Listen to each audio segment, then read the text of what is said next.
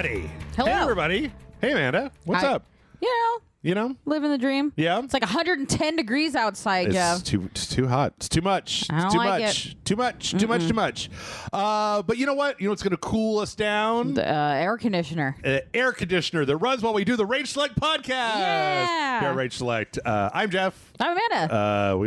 We already kind of went over that, but yes, we have. It's a real weird podcast this week. Yeah. In a lot of ways, it's kind of similar to last week's podcast, but then also not. So I don't know. We'll see what happens. I feel like we've exited the like big news cycle finally after like 2.5 years to the point where there's just like kind of regular news.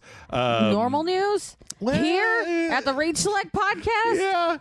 Yeah. Today there was but right before we recorded, there was an Annapurna Interactive like showcase of a bunch of stuff, but don't got time for that. Don't got time for that, man. Nobody's got time for that. We got other stuff to do. So yeah, we got the news, but before we get to that, I was saying to you before we started, I had big plans to watch The Gray Man on Netflix or whatever that thing is. Because of your undying love of Ryan Gosling? Yes, exactly. Because I'm and Chris Evans with a mustache? Yeah. No, I'm more about the dirtbag Chris Evans than I am about the dreamy Ryan Gosling. That's fair. I want to see dirtbag Captain America more. I miss when Chris Evans was Johnny Storm the asshole and not Captain America the fucking nice guy. I feel like maybe everyone's very like, he is Captain America. And I'm like, he didn't used to be. He didn't used to be. I think maybe he's more Johnny Storm, and we're all just pretending like he's Captain America. What was that other one? It was like the Losers or something like that, where it was like a hitman, like a mercenary group, and he was like the asshole in that one too. Yeah, well, his trajectory was definitely more like Ryan Reynolds. Yeah, and then he went, I can do serious stuff, and then he went more like serious for a hot minute. If you actually watch like his whole filmography, oeuvre.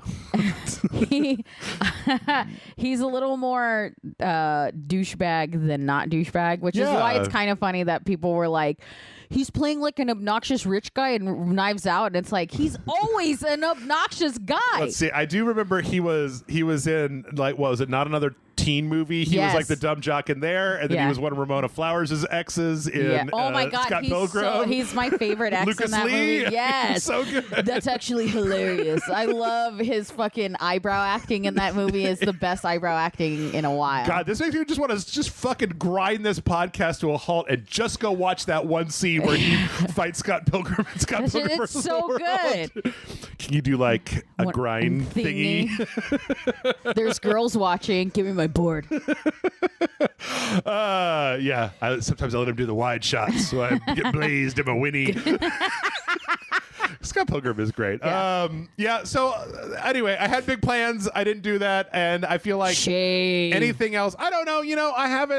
I don't know if I've gone on an extended rant here. I did it on Patreon video. I think I might have done it on a dojo. Yeah, you definitely don't do extended rants on your podcast. Well, about one specific thing, because I finally got around to watching Ya Boy Kongming, and I want everybody to watch Ya Boy Kongming. Here we go. Yeah, it's so fucking good. Like, it's ancient Chinese tactician gets reverse isekai'd into modern day Japan and becomes the manager of a wannabe pop idol.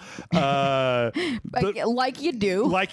Well, it's funny because I was talking to Chris last week, and I tried to pitch this to him where I'm just like, okay, it's just like a, from the three, the Three Kingdoms era, this is like a tactician, and he dies of this illness, and he's like, I wish that when I'm reincarnated, I want it to be in a time of peace. And then he wakes up in Tokyo on Halloween, and he's like, oh, I'm in hell, obviously. Like, there's all skeletons and stuff. And he's just like, obviously I'm in hell. Yeah. And then like these two guys are like, you're Kongming, and he's like, I am Kongming. And they're like, oh, I love you, dude. Here, drink this sake. Let's go to a club. And he's like, amazing. Well, I'm in hell. I mean, the demons, I just do what the demons tell me. And then he hears this girl singing. He's like, oh, the devil's songstresses are very good in hell. She's a very good singer. As they should be. And then he gets it all figured out. And then he's like, she wants to be an idol. And he's like her number one fan. He's just bowled over by her singing, and he's like, let me be your tactician.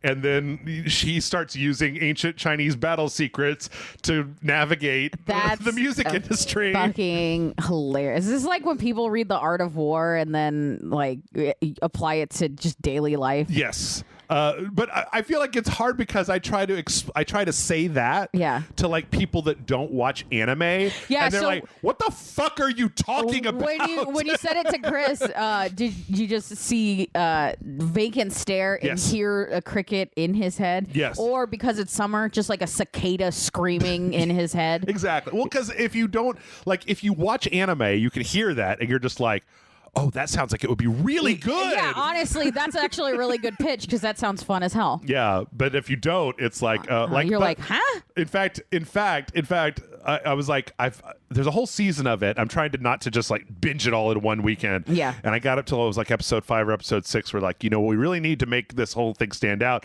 is we need to get a rapper in here as well. And so he finds this guy and then basically convinces him to join them by rap battling him. That's fantastic. And he's always wearing the clothes. He's always wearing like he the doesn't robe modernize and the hat. his look or and anything. he's got the big feather thing that he holds up in front of his face all the time. It's just wonderful. Yeah. The other thing I really appreciate about it, it's not horny. It's like the girl who's the idol, like her on-stage gear is like short shorts and a t-shirt with like a big puffy jacket and like a ball cap. And like that's her stage gear. And so it's not even like anime horny. It's just like, yay. And so he gets a job at the bar where she works because the guy that runs the bar is like a big nerd for the Romance of the Three Kingdoms place. And he's like, I don't know if you're Kongming or not, but you're willing to sit here and talk with me about it so you can work at the bar. Yeah. This all sounds really realistic to me because I know people that are like history buffs and be like, you're going to talk to me about this shit? Then well, I'll hang out with you all day and all night, my dude. Yeah. So Ya Boy Kongming, absolutely fantastic. I may, because I'm thinking about getting, because you said it's on High Dive, which is $5 a month. Yeah, which I think is worth it for this. And I'm thinking I've been thinking about getting it more because I like to give John little anime treats and just like, here, more shit for you to fucking binge watch. So I've been thinking about getting it so that he can watch other animes, and now I'm like, maybe I'll watch more animes. Yeah, there's a couple of other things on there I'm watching. I've talked about them in the past, but that's really the big, like, if you get that thing, just go watch that first, and then But they also have a lot of other weird stuff on there. Like they're the streaming service that has the big O on it. And Nick, you told me about that. Like some other stuff. Matt's been trying to get me to watch the big. I don't know that I'm going to do it. But. Don't trust Matt. Don't trust Matt. Run. Well, sorry. What about you, Amanda? What have you been watching? What have you been up to? I watched Nope.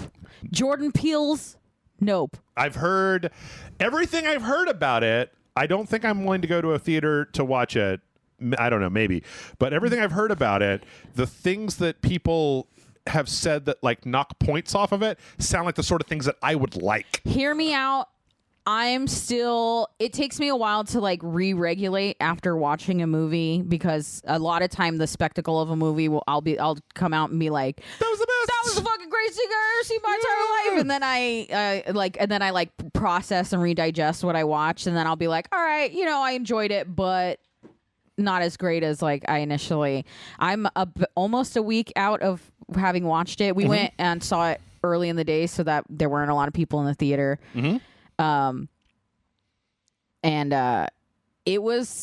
It might be my favorite Jordan Peele movie. Really? Yeah. That's good to hear. Yeah. I trust your opinion more than a lot of other people on the internet. It's scary. Yeah. But to me, it's not like the same kind of horror that Us or Get Out is.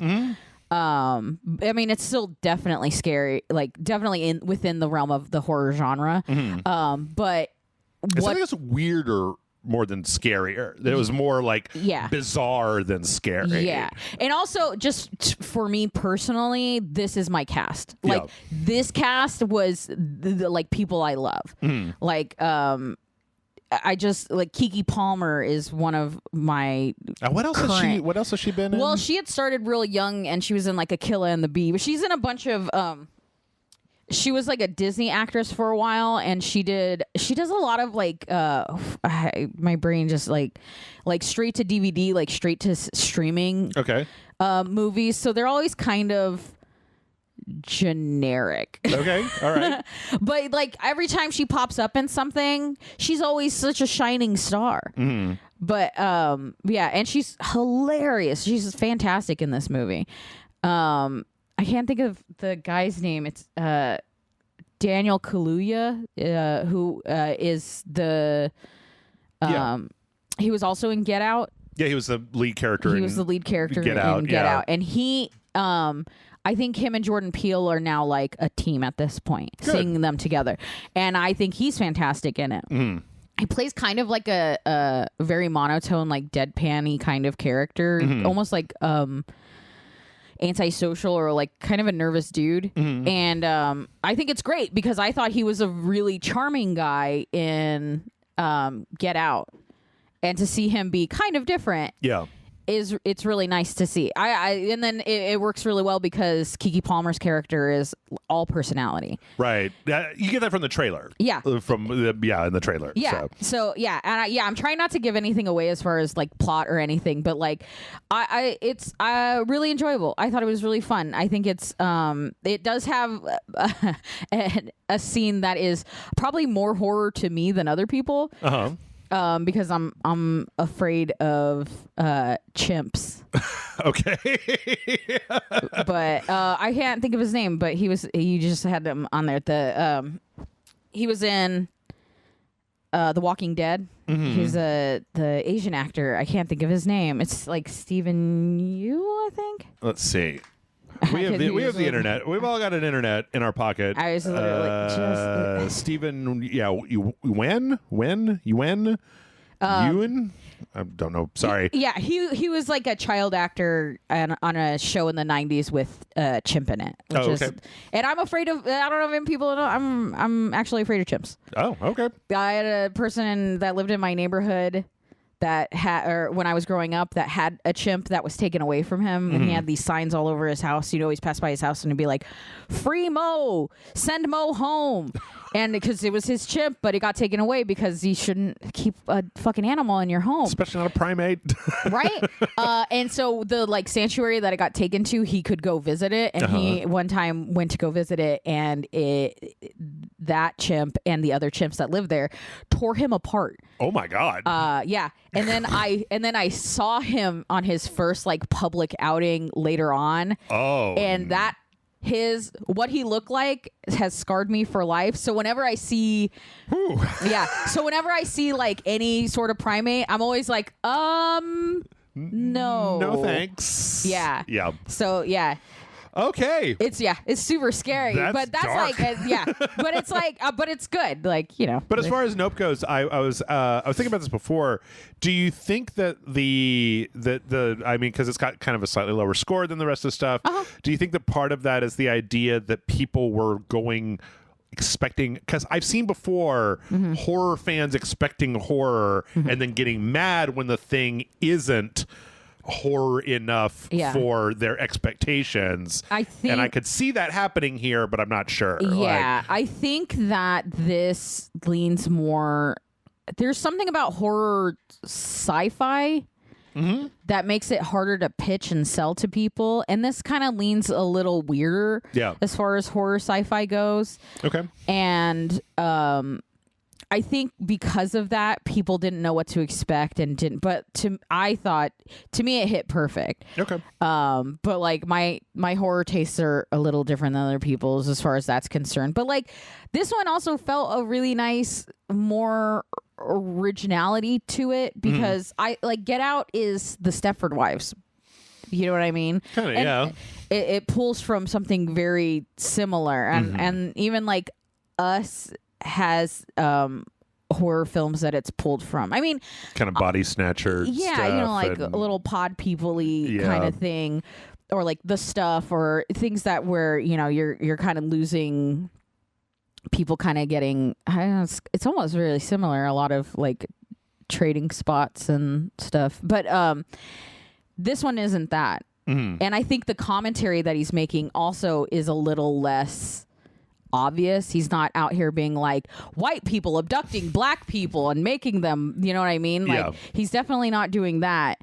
And it's not to say there's not commentary on this. I mean, there's always going to be commentary when you have black actors starring in a movie, especially in horror, because horror notoriously likes to kill their minority characters. Sure.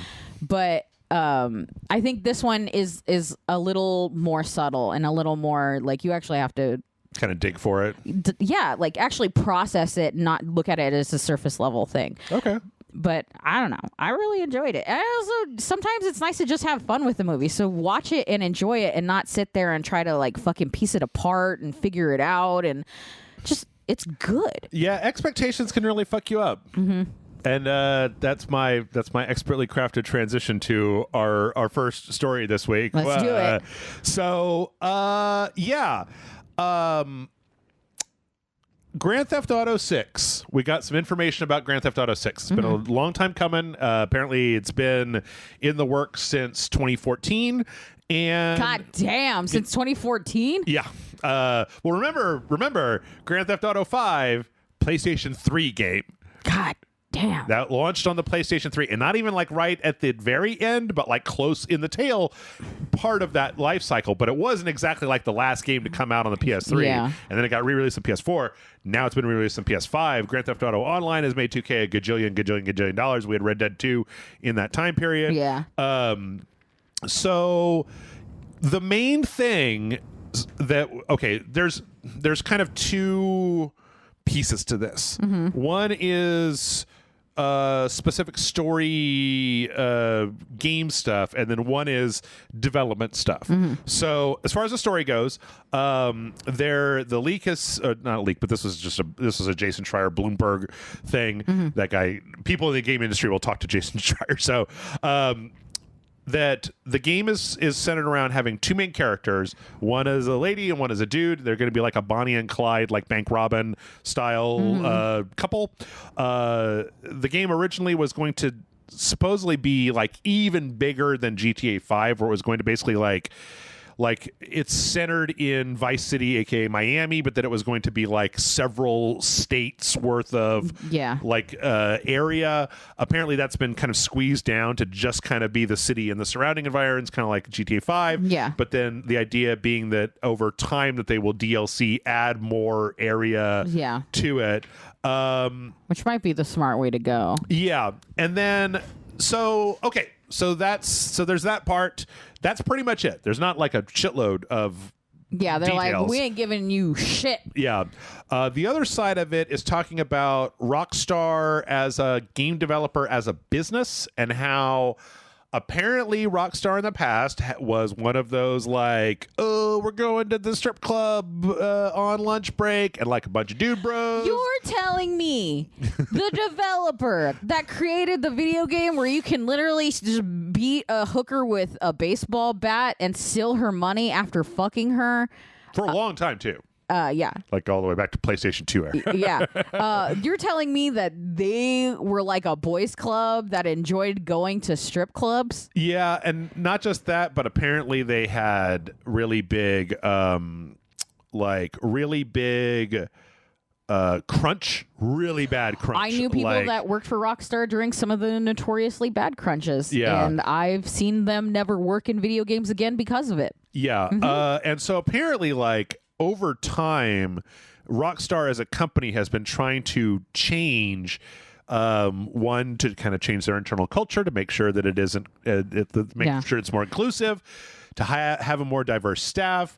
Apparently, like, that shit don't fly now. Don't fucking overwork your workers. They're trying to not do as much crunch. They're trying to kind of remove problematic / toxic people from management structure and replace them with people that are better. This hasn't been it's weird because we don't have as much information because this hasn't been a thing that like got to critical mass. It's like they saw the writing on the wall, and I think that part of it is the fact that Grand Theft Auto Online makes them so fucking much money that they have the time to be able to afford to do this stuff. Yeah. Because all of the reports from inside of Rockstar have basically said that this is slowing the entire process way down. Now, I don't know. come back to that in a second, because the big thing right now is that the internet is fucking losing its shit over the idea that there's going to be a fucking chick. Why the fuck would I want to play a girl? Well, not just that, but apparently also part of the internal stuff. This is my brain's all over the place. Was that they're also trying to like kind of make it less edgy than it used to be, like make the writing for it less edgy. Now, Dan Houser left Rockstar in 2018. He was the one that wrote all of these games, you know. So you got a new writing staff, you've got a new kind of internal staff, you've got this change in the protagonist, and I think that it's made a lot of people like. There are a lot of people. Okay, there's people are Grand Theft Auto fans because I think there's a difference between the two. Yeah, there's a lot of people who have a real big fucking boner for Grand Theft Auto. I'm kind of a take it or leave it. Like, I really enjoyed playing Grand Theft Auto 5. I played it through once. Grant and I were playing it as a sequential at a certain point, and then Grant got busy, and so we just stopped. Yeah. But the thing is that I don't go back and play Grand Theft Auto games. Like, you and I played the Ballad of Gay Tony. That was a small expansion. We didn't start at the beginning of Grand Theft Auto 4 and go, we're going to play all the way through Grand Theft Auto 4. So I'm not emotionally connected to this the way the other people are, but some people are just fucking... But they're emotionally connected to the wrong shit. Yeah. And I genuinely believe that. I think that they're just like the same thing issue is happening with the new Saints Row game. And it's literally over the fact that Rim Jobs is no longer called Rim Jobs. And they're like, it's not the sense of humor I want anymore. And it's, what are you talking about? Is that what you think Saints Row is? Because a lot of the best parts of these kinds of games is not that. Like, there's good writing within Grand Theft Auto, whether I like Grand Theft Auto or not, but I can guarantee you that the edgelord shit does not age as well as the rest of the writing. The parts that you like about the character is not that they like called somebody gay or you know what I mean, did this whatever horrible shitbaggy like thing. It's the actual story, like the meat and potatoes of the fucking writing. Yeah, I have for a long time. I've said that I don't think that the story of Grand Theft Auto 4 gets as much love as it should, because I like the Nico Bellic coming to America, kind of getting involved with all this stuff, trying to get his cousin out of these bad business deals, and then at the end, you know, I always think it's really interesting because I don't think enough people talk about it, that at the end of Grand Theft Auto 4, Grand Theft Auto 4 asks you, the player, which of two characters you care more about, and then kills that one. Yeah. And like, it literally asks you to make a decision, and then it bases to get the biggest emotional impact, who it offs based on that. Grand Theft Auto 5, I thought, had a very interesting story between the three protagonists, especially. I mean, I always felt that Franklin got a little shafted because his story was kind of disconnected from Michael and Trevor's story, whereas with Michael and Trevor, this whole idea of your violent past is literally catching up to you in the form of this fucking crazy meth head who you used to do jobs with, who is now like upping your life, and the weird relationship, and then Michael and his family, and the kind of, you know, we're a fucked up family, but we're also a family kind of thing. None of that had to do with Laszlo's jokes about Democrats or the steroid abusing fucking crazy guy. That's the or thing. It's so fucking weird. Like sex puns or any of that stuff. If you want perfect proof that it's not that humor that is what made those games great, play Duke Nukem Forever. I just did, actually. Yeah. And I was rolling my eyes the entire time of just like, oh, right. I remember. Yeah. You know, I remember like old internet. Somebody recently was doing I was watching a YouTube video of this person that was doing a retrospective of like the original memes, you know, stuff like the Potter Puppet Pals and Badger Mushroom, and it reminded me of kind of the stuff that I watched in that time period, and how so what that led me to was this kind of thing where it's like, I guess I kind of understand. What I understand is young people who are still in that edgy sense of humor mode, lamenting the fact that it's getting harder and harder to find the offensive, edgy sense of humor thing, right? Like, when you're a teenager and you're just into what makes people mad, it's like why people go to 4chan and stuff like that. Yeah. On the other hand, I'm past that. Yeah, all I care about is whether the story is good. Like, that is literally all I care about. And the idea that this news divorced of a trailer or concept art or screenshots or details of what the story is going to be. Or more than just a general elevator pitch of like, based on Bonnie and Clyde. That's so generic. Yeah. Like, that doesn't tell me shit. But also, you know, I think that you have a lot of interest. I think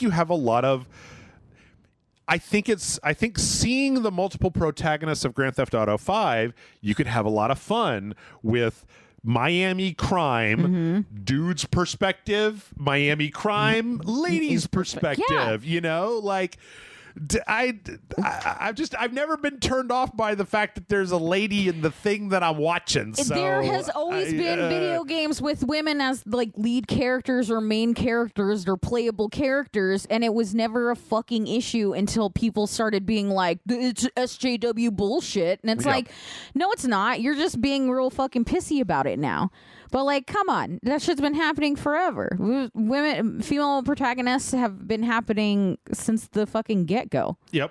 So I don't know. I mean, I don't know. I try to, because of the way my brain works, I try to, a lot of times I try to like think of the thing from all the perspectives to try to feel blah, blah, blah, blah. But in this case, I think it's just one of those things where it's like, I think that if there had been a trailer for this and it had looked bad, then I'm 100% on board. Yeah. Then yes. But just that piece of information, just that reporting, more telling than anything. Right. That doesn't tell me. It literally doesn't tell me anything because it just tells me more about what the people complaining than it does about the game itself. Exactly. Yeah. Now, as far as the internal stuff, what this has led to is some of the reports have said that because Rockstar is kind of tiptoeing around a lot of the internal stuff between not overworking people and getting rid of, apparently there's a story there of taking out like one person who had a tendency to like yell at employees, but then they were replaced with like a committee of 3 people. So apparently there have been stories about how like the development for this is going so slow. Yeah. So slow. Like we're probably not going to see anything even remotely about this until 2024, in spite of the fact that they've been working on it for so long. I'd make it 10 years if they started in 2014. Yep. And that's even if it comes out in 2024 as opposed to just like first trailer in 2024 coming out next year, 2025. Yeah. Or even 2026. Or 2026. They do love that trailer.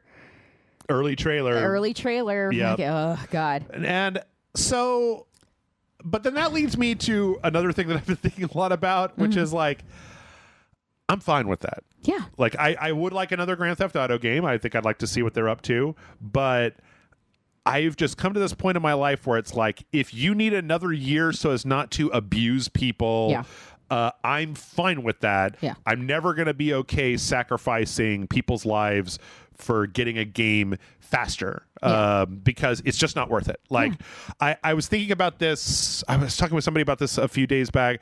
The idea that, like, I love video games, and I made this show and this whole channel because I fucking love video games.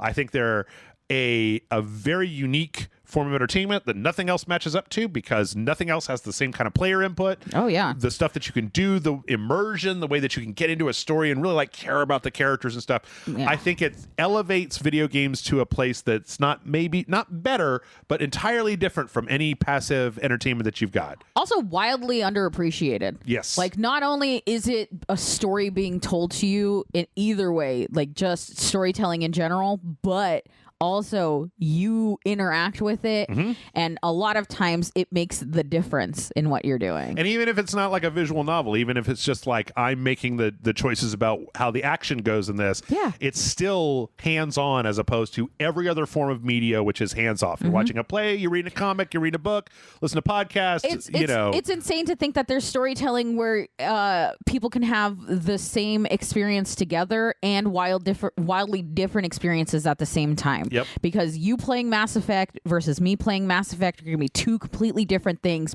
but still the same thing. Yep. But then all of that, that's the preface, comes to this. It is just video games. Yep. Like, it's not worth sacrificing human lives for that experience. Yeah. Or but that's a false dichotomy, because we're not talking about fucking like the only way to get the new Grand Theft Autos, we've got to start putting interns in a juice press and like, you know, murdering them to the dark gods. You like, said people, not interns. Kill the interns. Oh, the interns. Yeah, bye. I don't care about that. But like the idea that it's, you know, the thing isn't going to come out. Maybe it's also because I've lived long enough and I've spent so much time. I've lived long enough and I've spent so much time following game development that I've had to develop the patience to be like, I want it right, not wrong fast. I want it slow and right, not wrong and fast. Yeah. I also kind of feel like happier developers make better games. Yes. Like yes. the more miserable they are, the like, I don't know. You start tasting the fear in your video game, it doesn't taste as good, you know? Yeah. I would like there to be fewer bad stories about video games. And if that means getting fewer games, if that means getting games slower, I'm okay with all of that. Yeah, 100%. There's plenty of developers out there. Like, there will always be games coming out. Yeah. I will always have something to distract me while I wait for the next game to come out. So I'm fine waiting if it means that... I don't know. Like, the whole story, and I don't know how open Rockstar has been about the changes, the internal changes. I mean, it sounded like they kept that pretty close to the chest. Yeah. I kind of respect that they didn't, it wasn't a press thing of like, hey, everybody, did we mention that we're making everybody happy here by doing this, that, and the other? Yeah. Like, if there's anything I respect, it's the fact that they did it internally and didn't turn it into like a thing. A PR campaign. This is about making it better for our employees so that we make games and don't hurt people. Yeah. The way that Activision has been breaking its arm trying to pat itself on the back for every fucking little the bare minimum thing they should have been doing this entire time. Yes. Yeah. Now, because this is a thing that has come out and they're at the like tail end of, it seems like, what they're going for. And this is always going to be an ongoing process. No workplace is ever 100% perfect 100% of the time. Sure. Now, if they were like, this is what we're doing, I don't mind that. I think it's also really important for companies to like openly talk about their practices so that people learn from them or can understand that it's happening. And yeah, but I think, you know, I never particularly liked Rockstar because I knew people that worked for Rockstar and I saw how that affected them. And these changes, if in fact true and if in fact like are happening well, because I know a lot of companies that say they're doing stuff and they like fired a dude and a half and that's about it. Sure. But if they're actually making progress like that changes my perspective on them a lot. Yeah. Yeah. So yeah, I mean, I hope that that's what I hope we see that going forward. Yeah. I'm willing to wait. Everyone do it. Get plenty of stuff. Yep. Activision. What was that? The Cuphead guys said that they specifically didn't crunch for the Delicious Last Course. Spicy Horses, who does the Bug Snacks, they went to 4-day work weeks and specifically didn't crunch to get the aisle of Big Snacks out. Like, there's good movement being done there. It's just a lot of it's you know, kind of in the margins. So. Yeah. Bad news though. So we've talked about... We just had this feel-good moment, Jeff. Yep. God damn it. Yep. We got another talking about developers thing from Stefan Diastos, who was who founded Eidos Montreal, left in 2013, but was privy to all of the... a lot of things that happened when Eidos was bought by Square Enix, and that was when they acquired Deus Ex, Tomb Raider. Hitman was part of the Eidos stable at that point, et cetera, et cetera. And there's some kind of big points here. Like, he says that Eidos as a company was really bad at marketing the games that they had, but that Square was like kind of psychotic, and they just kind of like just reiterating things that we already know. Apparently, like, every review that they got was just like, your game didn't sell enough copies. There was one point where they said there was a quarter where on the projection they said that Eidos Montreal was supposed to make $65 million, and they had nothing to put out. Yeah. There was no game ready to put out. And so they were costing $65 million for that quarter instead of making it. But apparently, like, just the projections from Square were just unreal. Yeah. But the most interesting part of this was that recently we got the news that Square sold Eidos and basically it was like Deus Ex and Thief and a few different companies. We know that Hitman got, the IO wrenched their freedom from them a while back. But then it always comes off a little like when you capture an animal and then you nursed it to health and then you're like letting it go and you're just like, get out of here, go on. Well, no, I know IO had to buy the rights to Hitman from Square when they left or to keep it. And then Hitman 3 was wildly successful, right? And then they're working on James Bond game. Was it $65 million this year successful, Joe? No. Then it wasn't successful, was it? Yes. He talks about how the relationship between Japan, the Japanese like head branch and Western Studios is like this weird slow motion train wreck that's been happening for years where like they keep expecting profits without investing in the time and effort to make things that will make like. Is this one of those like video games being run by businessmen and not video game people?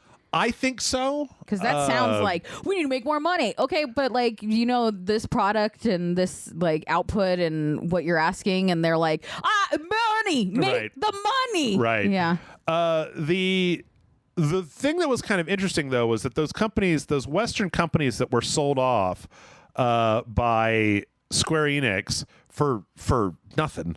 For like pocket change, baby. $300 million. They sold off Eidos Montreal, Crystal Dynamics.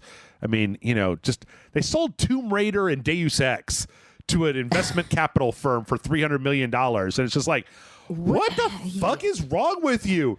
But this guy says that talking to people that he knew internally that this was done because Sony in Japan was looking at acquiring Square Enix, but they only wanted to acquire the Japanese branch of Square Enix. And so this was Square Enix divesting themselves of Western properties, also lowering their purchase price by getting rid of assets that would have jacked up the valuation of the company in order to get purchased by Sony, because Sony is currently trying to catch up with Microsoft by buying stuff. They bought Bungie. We talked about that last week, right? However, then the rumor says that then after they sold off those assets, that acquisition did not go through. Now they're like, fuck. Leaving them in a weird place.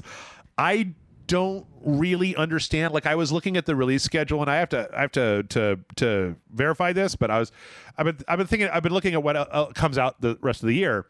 Square Enix has in some of their last things, they have a game called Diofield Chronicle, which is like a tactical top-down, kind of like little knights running around on a real-time board type of thing. And they have this other one that's this Valkyrie. It's a Valkyrie profile spin-off game, Valkyrie something, whatever.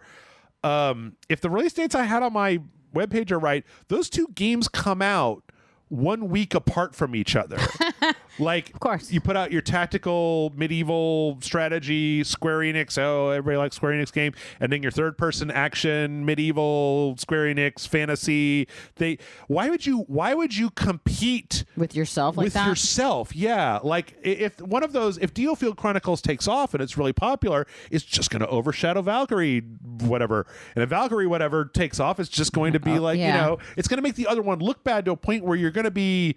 It reminds me of, there was the year that EA put out Titanfall 2 the week before Battlefield 1 or whatever. And it was just like, what the fuck are you doing? Like, that doesn't make any sense. Like, delay it till next year. I've always wondered if there was like if there's a reason behind that. If they're like expecting one to tank or something. Maybe. I don't know. It's weird. Because then you can't like hide it by overshadowing it with a different property. Yeah. But then like, you're still setting yourself up for failure. But if you think that one was going to tank, delay it by 9 months and rework it and like make it a better game that's not going to tank. What developer delays at this point? Everybody delays constantly. You're right. But I just mean like they just like to not. Do you know what I mean? Yeah. Like you tell them, well, why don't you delay? And they're like, well, I don't know. Well, developers 100% like to delay. That's right. Publishers You're right. want their quarterly filing on the books. Yeah. If it's going to go from Q3 to Q4, You're right. that's going to fuck up the whole stock valuation at the quarterly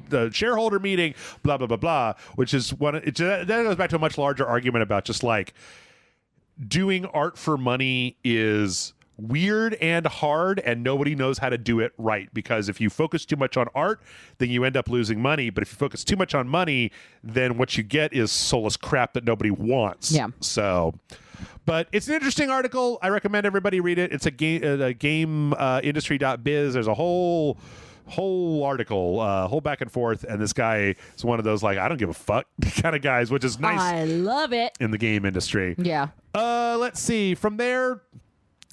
Speaking of games that are in trouble, Star Wars Knights of the Old Republic, the PS5 remake of KOTOR, has been delayed indefinitely. Oops.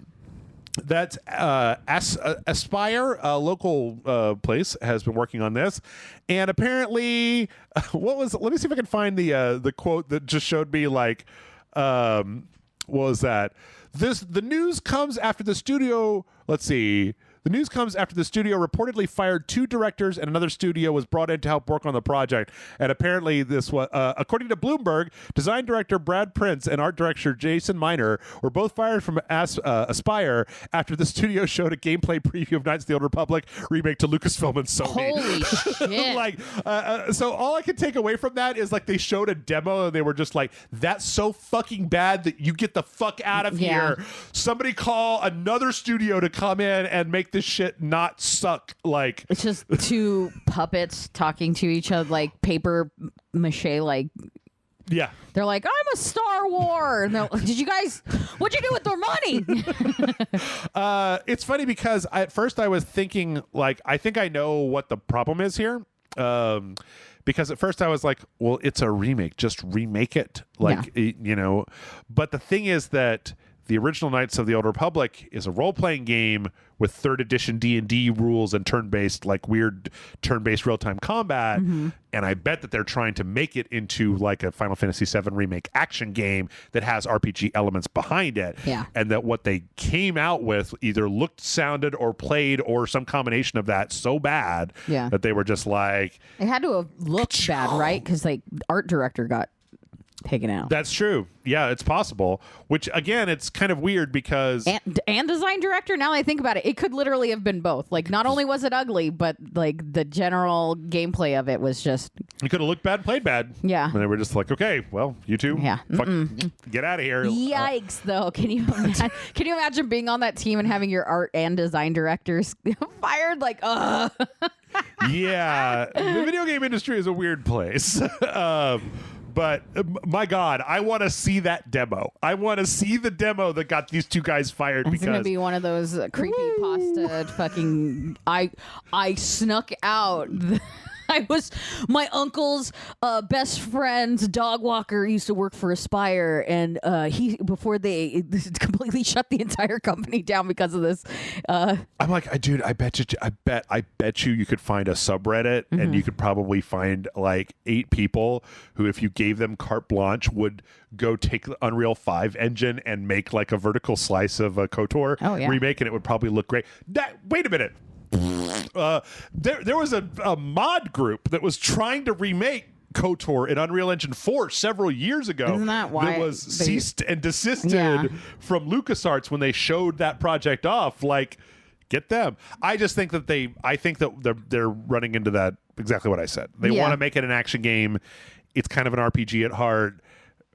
Like, if your action doesn't feel good in a Star Wars game, people will find out if it doesn't work. Like, Star Wars fans might be worse than anime fans at this point. They're like, kind of a vocal group. Just a little bit. Just a smidge. Just a smidge. Been known from time to time to have strong feelings and on let Twitter. Everyone know their fucking feelings. Yes. Nobody has feelings like the fucking Star Wars people have feelings. Yep. From there, a game that is not canceled is Roller Champions. Nice. So apparently over the weekend, this is such a weird thing. Over the weekend, somebody on a podcast was like, "Yeah, Roller Champions is getting what's this guy? Somebody Grubb. It's like Rollerball, that the one movie. Jeff Grubb is this like he's kind of a Jason Schreier industry insider guy that gets a lot of scoops and stuff. Nice. And he had a big. We were about to do a bunch of Ubisoft all back to back because he had a lot of stuff to say. But one of the things he said was that Roller Champions was getting canceled. Roller Champions is a 3v3 online roller derby game where you have to get a ball and go around, and then you have to throw it through a hoop, and you have to go around. Each time you go around, you bank a point, and then you score those points by doing it. It's free to play. I've played it twice on RageSelect. I think it's really fun. Yeah. Not really my bag, not something I want to play all the time, but like seems fine as an interesting alternative to shooting people in the face, right? Yeah. It's also, since it's free to play, it's got all these like crazy cosmetics for the characters that you can buy and stuff. Kind of cool. But then like Roller Champions had to come out and basically say like, actually, no, we're not canceled. Apparently what they're doing is because what they've this might have been spawned by the fact that they pushed back their next season of content. But then in the statement that they put out, they said, we are going to work on getting crossplay to work for every platform so as to bring the whole community closer together. Nice, yeah. And then 2, we're addressing like the top 10 problems that people have right now with the game, trying to make it a better experience for everyone, which is cool. It's good that Ubisoft is letting them do this. The sneaky little secret of games like this, especially because in playing this game, it's just one map because it's like a basketball game, right? It's not a terrain-based thing. It's not like Fall Guys where you have to make a course. Yeah. It's always the same course, and it's like, how good do you do on that course? What's the skill level of the people playing? Yeah. A team like this can stay working for years because it can literally be kept in business with 2 artists, 1 QA guy, and a single producer that half as weak as another game. Yeah. Because it doesn't take that many people. And then the return that you get from the few people that really love this game and they keep buying all the new jackets and sparkle effects and stuff like that can keep something like this propped up for a long time. Yeah, hell yeah. So nice to see that Roller Champions is not canceled. Alive and well. Yeah. Go play Roller Champions if you're into that kind of thing. Nice. Yeah, maybe do. Meh. Let's see. We also got the news that there is a potential sequel / spin-off coming for Immortals Phoenix Rising. Were you hyped? I was. Yeah. I love Immortals Phoenix Rising. I know. We played it. Yeah. We had a good time. We played it a few times, if I'm not mistaken. I think I played the main game, and then I think I played all the DLCs. And it was great, and I loved it, and it was a very fun game. It's the only thing I've liked from Ubisoft for a long, long time. Yeah. But apparently there's a rumor right now going around that there's going to be like I said, probably a spinoff, maybe a sequel that's going to be all based on Polynesian gods. Ooh. And the whole structure of Polynesian gods. I'm so happy that it's not, everything's always Greek and Norse mythology right now. And it's nice we're pulling away from that a little. Yeah. No offense to Greek and Norse mythology, but like, we haven't even had Egypt in a while. Right? Well, I guess we had Moon Knight. Except right? Moon Knight, but, you know. But in a game, I guess, what I'm saying. But, yeah, I'm all about, like, I love different cultures, like, weird mythology. Yeah. Not weird, say. Wow, Jeff, I can't believe, but, you know, different and fun and new for us. Yeah. Yeah. You learn new stuff, and it's just like, oh, cool. I didn't know anything about that before. And, Yeah. You know. Fucking neat. We got good stuff. So yeah, hopefully we will be getting more Immortals because Immortals is a solid engine that you could literally put anything over, and we know that because of the DLC for it. Yeah. Because one of them was Chinese, and then one of them was literally a Diablo game, and then one of them was the Champions of Olympus, all just a puzzle focused. We played that one. Yeah. Because I remember doing the puzzle stuff, and that was really fun. Where you're all up in Olympus and stuff. I really wish I really wish that game had a higher budget because it was actually very funny, which you don't see as often in a game. I like the depictions of the Greek gods when they're a little. I like it when they're a little Shrekified, when they're a little bit more like cynical, modern, as opposed to like stoic, just marble statues telling people what to do. Yeah, they were never that though. Like if you read the mythology, they're always kind of fucking clunky and weird characters. This is a fuckboy Zeus. Yeah. Turn that down a bit. Oh, sorry. No, that's fine. Better? Yeah. Okay. Yeah. It's just funny that it seemed like people really liked Zeus back in the day. He was like the god of gods, and now it's like nobody likes Zeus. I like Zeus. I like the fact that the king of all of the gods is like a horny shithead. Yeah. Like he's bad, but he's the most powerful one. So we just put up with the fact that he keeps fucking turning women into like having sex with women, tricking women into having sex with them and then turning them into like trees or spiders or the wind or whatever. Yeah, he's like I'm going to be a goose and I'm going to seduce this woman. And it's like, why do you have to be a goose? Why? He's like, I just wanted to see if I could. Yeah. I just thought it'd be funny. It's like, you're a god. Yeah. You can do whatever. Yep. Why the golden shower, Zeus? I think a lot of that too comes from the fact that I like that I love them in Hades. I love all the gods in Hades. Like the way that they're depicted there is really good. In other Ubisoft news, we also found out that, well, as part of a Ubisoft Q1 fiscal call to investors, it said that there was a delay in an unannounced premium, a smaller unannounced premium title. It was not named because investor calls are public knowledge, and so if you say shit out loud, then everyone knows. You can barely find people to work on video games because if you put a job listing that says like we need somebody for a stealth game that happens to be set in the blah blah blah, they're just like, there's a new Hideo Kojima game coming out tomorrow. 100%, yeah. But apparently, this is another Bloomberg leak. This is the next Assassin's Creed game, which is a spin-off with a character called Basim from Assassin's Creed Valhalla that was supposed to be set in Baghdad. I don't want to get... There's one more story here about Ubisoft, but like... all of these stories do not add up to like good stuff for Ubisoft. Like the fact that Assassin's Creed has been delayed, the fact that we got to keep telling people that Roller Champions is not canceled. Yeah. And then finally, the fact that they canceled 4 games. Ghost Recon Frontline was their Battle Royale game, which was announced way past Battle Royale's sell-by date, and the fact that you thought you were going to fucking compete with Fortnite is a joke. Yeah, that's cute. And then there was a Splinter Cell VR game that they were going to make for the Oculus Quest. That didn't sound very cool to me. My back is bad, so I can't squat on the ground to hide from people. Yeah. I'd rather just play an actual Splinter Cell game, but at this point, I don't even want that because I know they would fuck it up.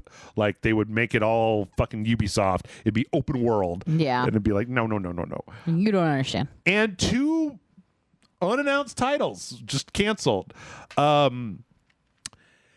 These set of stories that I just told you does not add up to like a good functioning profitable company. Yeah. Like at all. Yeah. Doesn't sound too great, guys. Now, whether this is the fact that apparently there's been a huge so the narrative right now, whether it's true or not, is that we know that there was inappropriate, like, not just like your boss is working you too hard, but like your boss is saying your girl brain isn't smart enough to make fucking Assassin's Creed shit. Like, bad stuff happening inside. Apparently the whole family, all the studios are run by the Guillemot clan, like, or their immediate friends. Like, so there's a lot of like nepotism.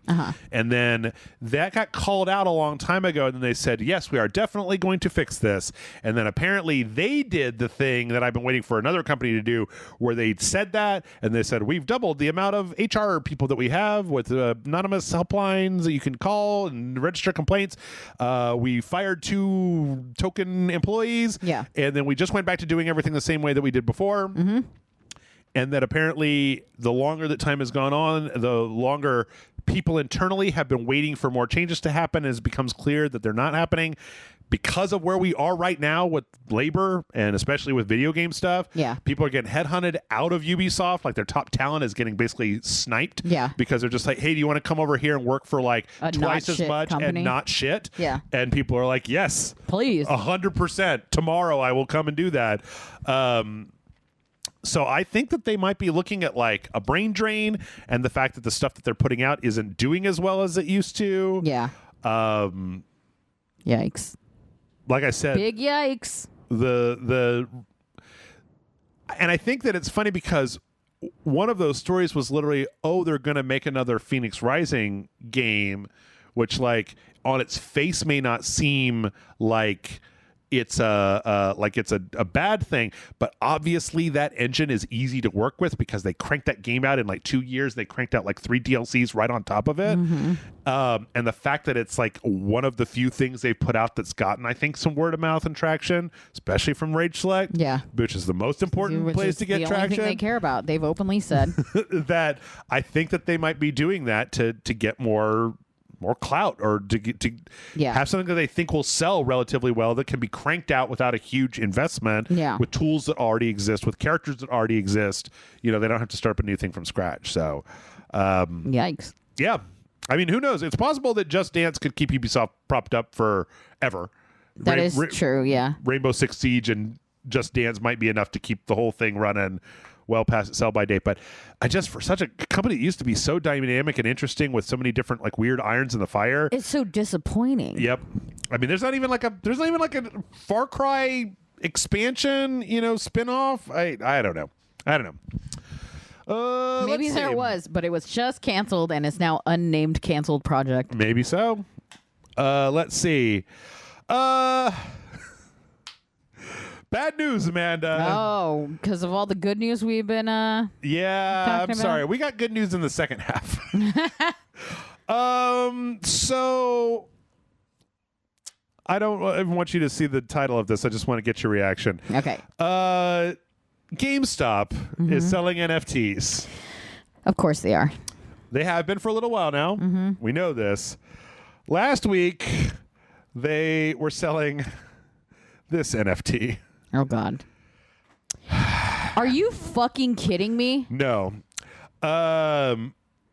Called Falling Man, that is an upside-down astronaut falling in front of a stripy background, which is a direct reference to a famous photo from 9/11 of somebody jumping out of the Twin Towers and falling to their death. Yep. Now it's a fucking NFT. Yep. Cool. And it was first sold on the GameStop marketplace for like $29, but then as people realized that it was there, they realized it was only a matter of time before it got pulled. Yeah. And so by the end, it had gone up to like $7,000. Now, GameStop did pull this from their marketplace, but I do think that, I mean, at this point, NFTs, all they care about is making news like this. So obviously something like that happened. The person that did this has a bunch of other NFTs that have the same kind of astronaut guy in them in a variety of different things. But this was just in such bad taste. Yeah. It also shows, I think, that GameStop itself is not even remotely checking any of this shit before it goes up. I mean, well... No, you know what? I'm not going to say that, because it's entirely possible that they might just have some. It's possible that you could have just some like 16-year-old fucking working it who doesn't know. Who wouldn't, because like for you and I, that was instant. Yeah, like you know it right away. But for like a kid that wasn't bombarded with the imagery, they might not have known that right away. But yeah, that's so fucking tasteful. I'm not particularly sensitive to 9/11 stuff. But that's gross. That's gross. That's like blatantly tasteless, like done probably specifically to get that kind of traction. Yep. And the idea that it was done for that reason is gross. The fact that it was allowed to be on there is gross. And the fact that it went up in value because people knew that that was going to happen is fucking gross. Because they knew that it would get banned, and if it was banned, then that meant that that NFT would be scarce, which meant that they could sell it as like kind of a quote unquote collector's item, blah, blah, blah, blah, blah, blah. Yeah. Yeah. NFTs, everybody. Yeah. Huzzah. All right. The villains of the internet. That's the only one. That's the only one we got this week. That's I don't fucking believe you, Jeff. One time you told me we we're going to have any NFT talks, and there were like 2 stories about NFTs. I don't think we have any more NFTs. I tell you what, I've got something worse. God, no, great. no, that's not true. Perfect. Speaking of GameStop was my transition. There's going to be a Funko Pop game. I don't know what all this is going to have on it. I do know that they had a little teaser for this company called 1010 Games with a little Funko guy named Freddy. It's their like mascot guy. Yeah, and it's very simple. That is horrifying. It's very simplistic, and then it's like, you know, fucking we're doing the thing like it we're not looking at the audio for this, but yeah. I don't think there's any like really big. It's going to be some kind of action platformer. Funko has tried to do things before. They made a Gears of War tactics game for phones that was all Funko Pops. That was terrible. Weird. It was shut down. The thing that's a little weird about this one is the music they use at the beginning is the music that Red Letter Media always uses at the beginning of their Half in the Bag segments. Oh, and weird. so when I heard that, I was just like, oh, why? Yeah. But then I would say this like it's a thing. I've been recognizing a lot of music recently. You're like, I'm starting to think everyone buys their music from the same spot. The end credits of that Ya Boy Kongming was a song that was in this rhythm game for the DS called Asu Tateki Oendan that I like pirated from Japan and played the shit out of. Yeah. And so I was like, the first episode finished, it started playing the song, and I was like, I know that fucking song. Like, where is that song from? That's funny. So, but yeah, do you care about Funko Pops, madam? I hate Funko Pops. Okay. The only Funko Pops we have in our home is Crow T Robot and Tom Servo of MST3K because they don't look weird when they're in Funko Popified. You know what I mean? They're not just They're not just bobbleheads with big black eyes. Black eyes, like a doll's eyes. Yeah, it's just I don't like them. I think they're like the Beanie Babies of past, and I think I was okay with them. People can buy what they want. I think, you know, whatever. Sure. But they're so generic, and people are like, gotta get the latest one. And it's like, right, they all kind of look exactly the same. Sure. And places that are like big collector places. So where I was from in California, there was a place called Frankenstein's that's still around. You get comic books, old comic books, brand new comic books, and then like the toy trade is like big there. Sure. And I was so excited to bring John when we went to California one time, and I was like, you're gonna love it there. It's like he loves collecting action figures, he loves comic books. That's where I used to get all my old fan films. You know, the people just put like 6 fan films on a DVD, and they would just like sell it to you for $5. That we used to. I didn't know it was a thing. It was a thing. The old cons pre like San Diego Comic-Con shit. Like that's people used to do that all the time. Interesting. And so I was like, this is great, you're gonna love it. And we went, and it was like all Funko Pops. Wall to wall Funkos. Yeah, because it's collector shit. And so it's just the thing that was making money at the time, and it's just like, I hate it, and I'll hate it forever. Like, you guys ruined everything. There's so many fun things people can be collecting, and instead it's like, do you want a bobblehead that kind of looks like Jim and Pam? Do you want a bobblehead that looks exactly the same, except this one's Spider-Man? And it's like, no, none of that. No, like God, it's so generic looking to me. Yeah, I agree. From an artistic perspective, it is offensive. It's a little like Precious Moments. Do you remember Precious Moments? 100%. Yeah, that's where they're like, look at all these different things, and it's like, it's all the same drawing. You just put a different filter over it. The main question I think I have is whether they're going to, because the draw of Funko Pops is referencing other properties. If this is all going to be original OC Funko Pop characters, then even more fart noise. Yeah. And on that happy fart noise, we're going to take a break. Sad fart noise. Sad fart. Sad fart noise. Is there a difference between a happy and sad fart noise? I'm afraid to ask. Let's take a break. We'll find out during the break, and we'll let you know when we come back.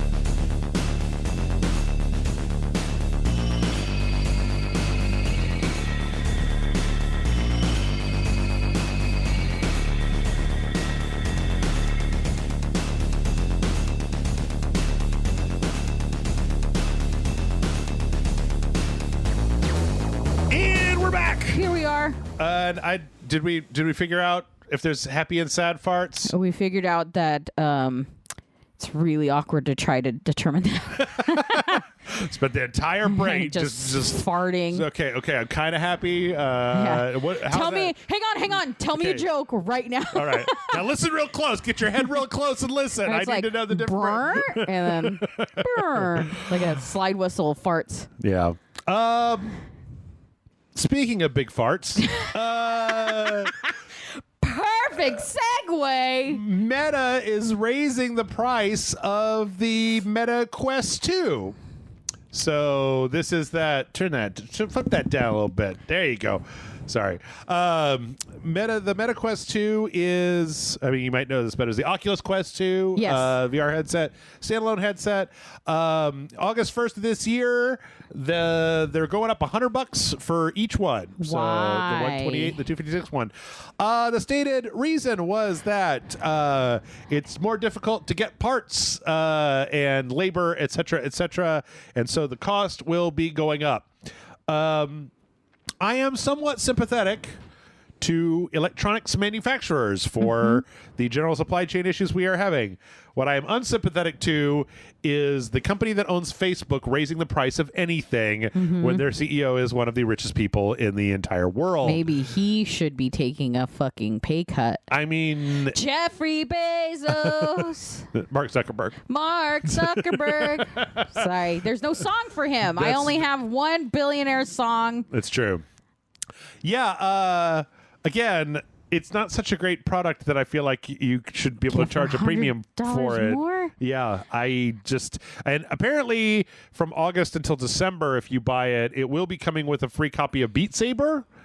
Hooray! Wow, neat. My favorite thing in the world is that video games are a form of escape, especially VR versions, because that's like immersive escapism. Yep. And then making it more expensive, thus only allowing rich people to escape. But what do they need to escape? They're rich. So yeah, $299 to $399 for the base version, and then $499 for the larger version. Yeah. Yeah. I just boo. The thing is that price increase for your base consumer is a big deal. I don't think, and I'm sure that there's some layers of corporate nonsense where like this division is separated from the other division that makes all the money and blah, blah, blah, blah, blah, and they've got to like, their costs are going up. But all that being said, I'm just going to listener at home, imagine me making a jerk off motion with my hand. I don't like the idea of one of the richest companies in the world raising the price on a thing because of, I don't know. It's like, figure it out. Yeah. Figure it out. Imagine me playing the world's smallest violin for their tragedy of them not being able to afford something. Yep.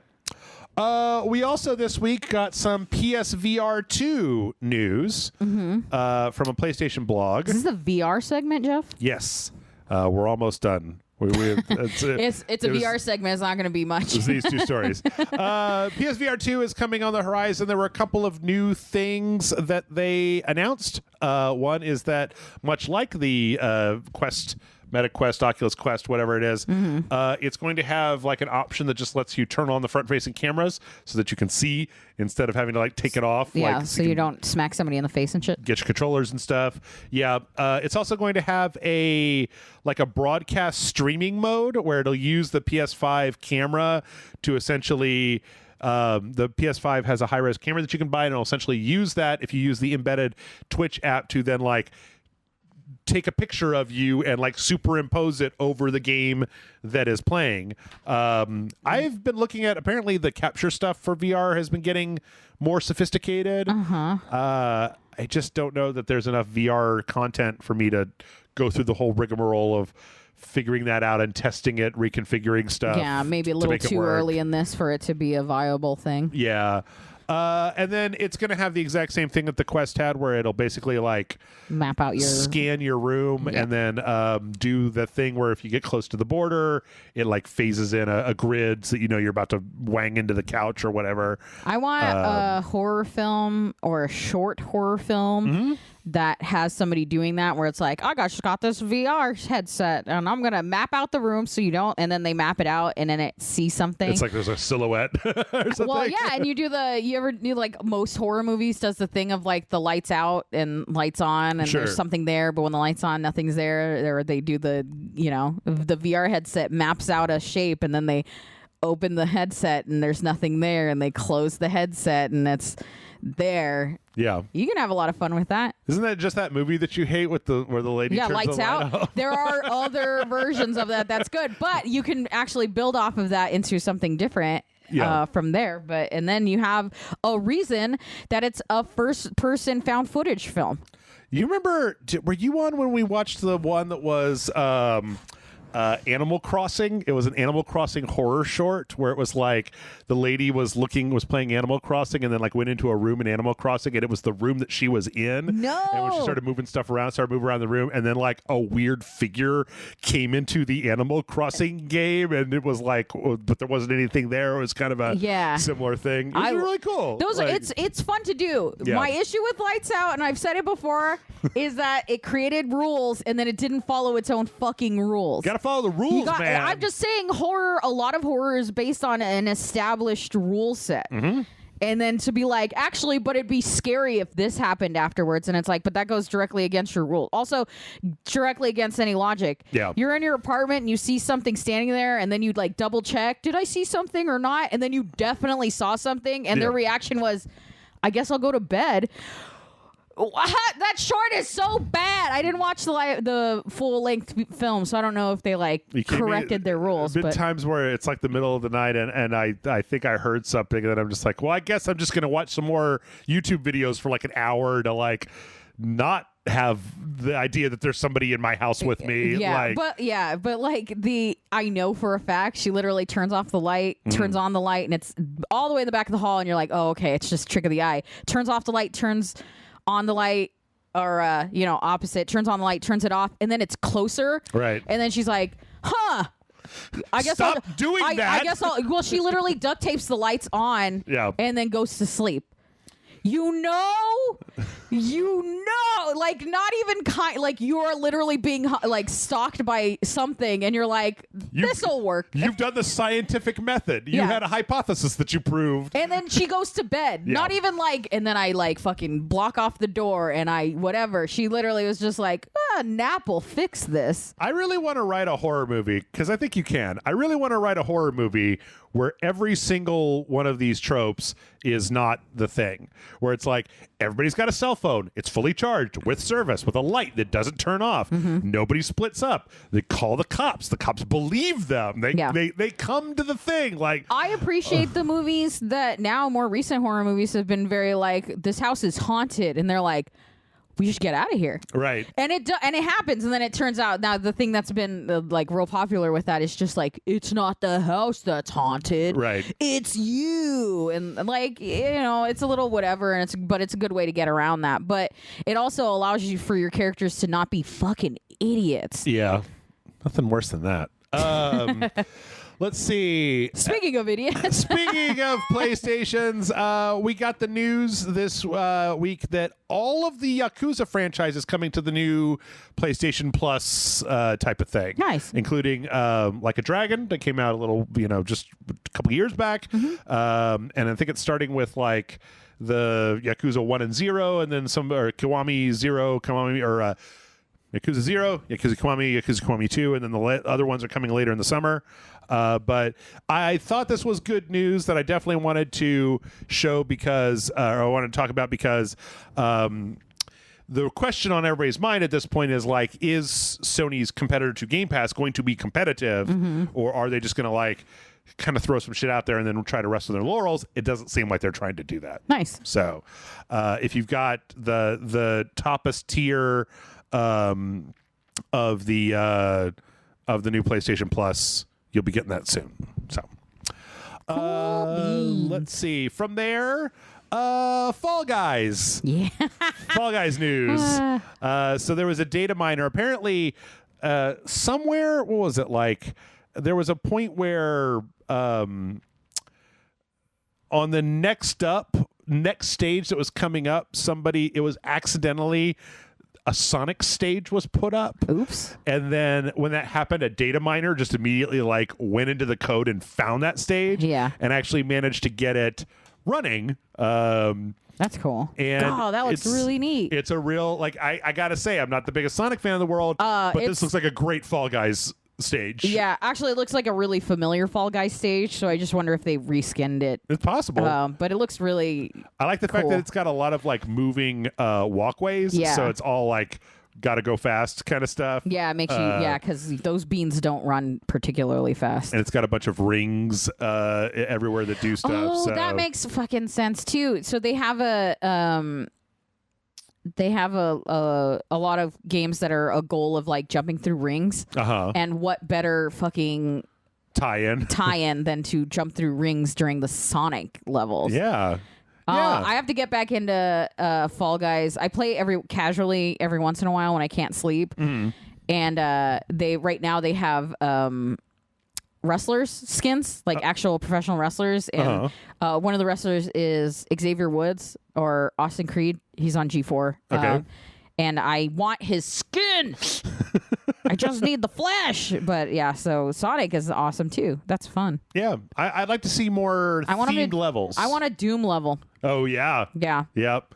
Because they have Doom Guy in there, right? They have a Doom Guy skin? They've had Doom Guy. I don't know if they have him now. Yeah. Oh, yeah, because they brought back the Godzilla one, right? Yeah. They brought back the they Godzilla added skin. another.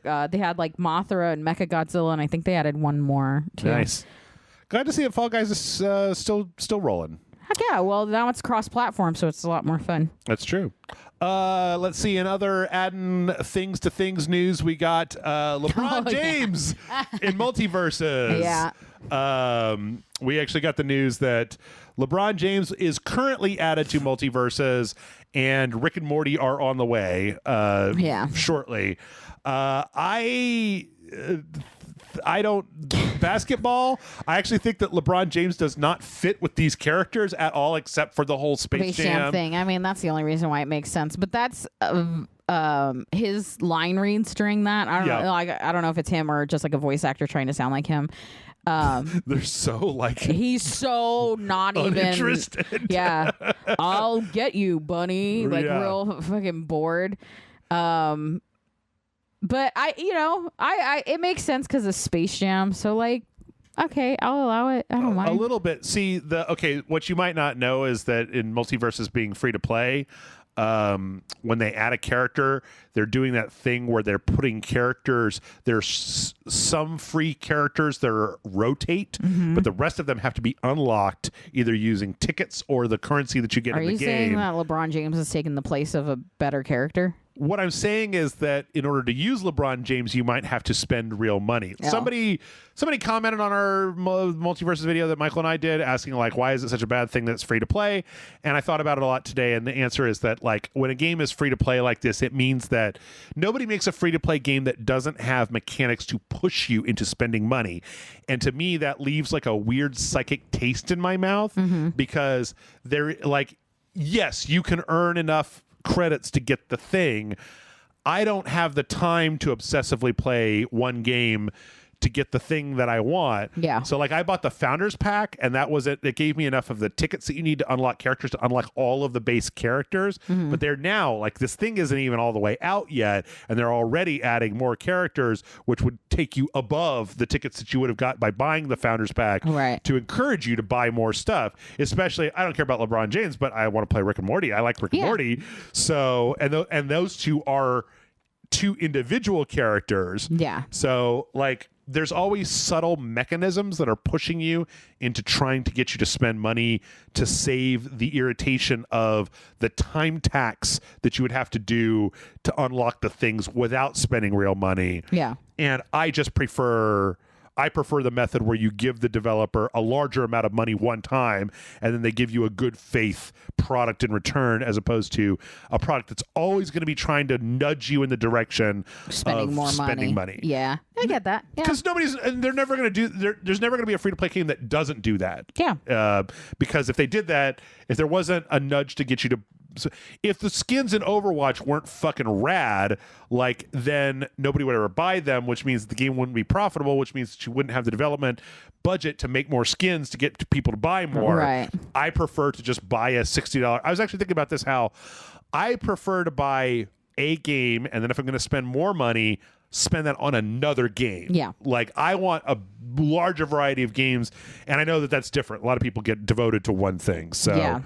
But the nice thing is, the Multiverse, it seems like it's a very good game. It's just, I'm not really into free to play. It doesn't have a single player. It's got bot matches, but it doesn't have like a campaign. Yeah. And even Smash had a single player.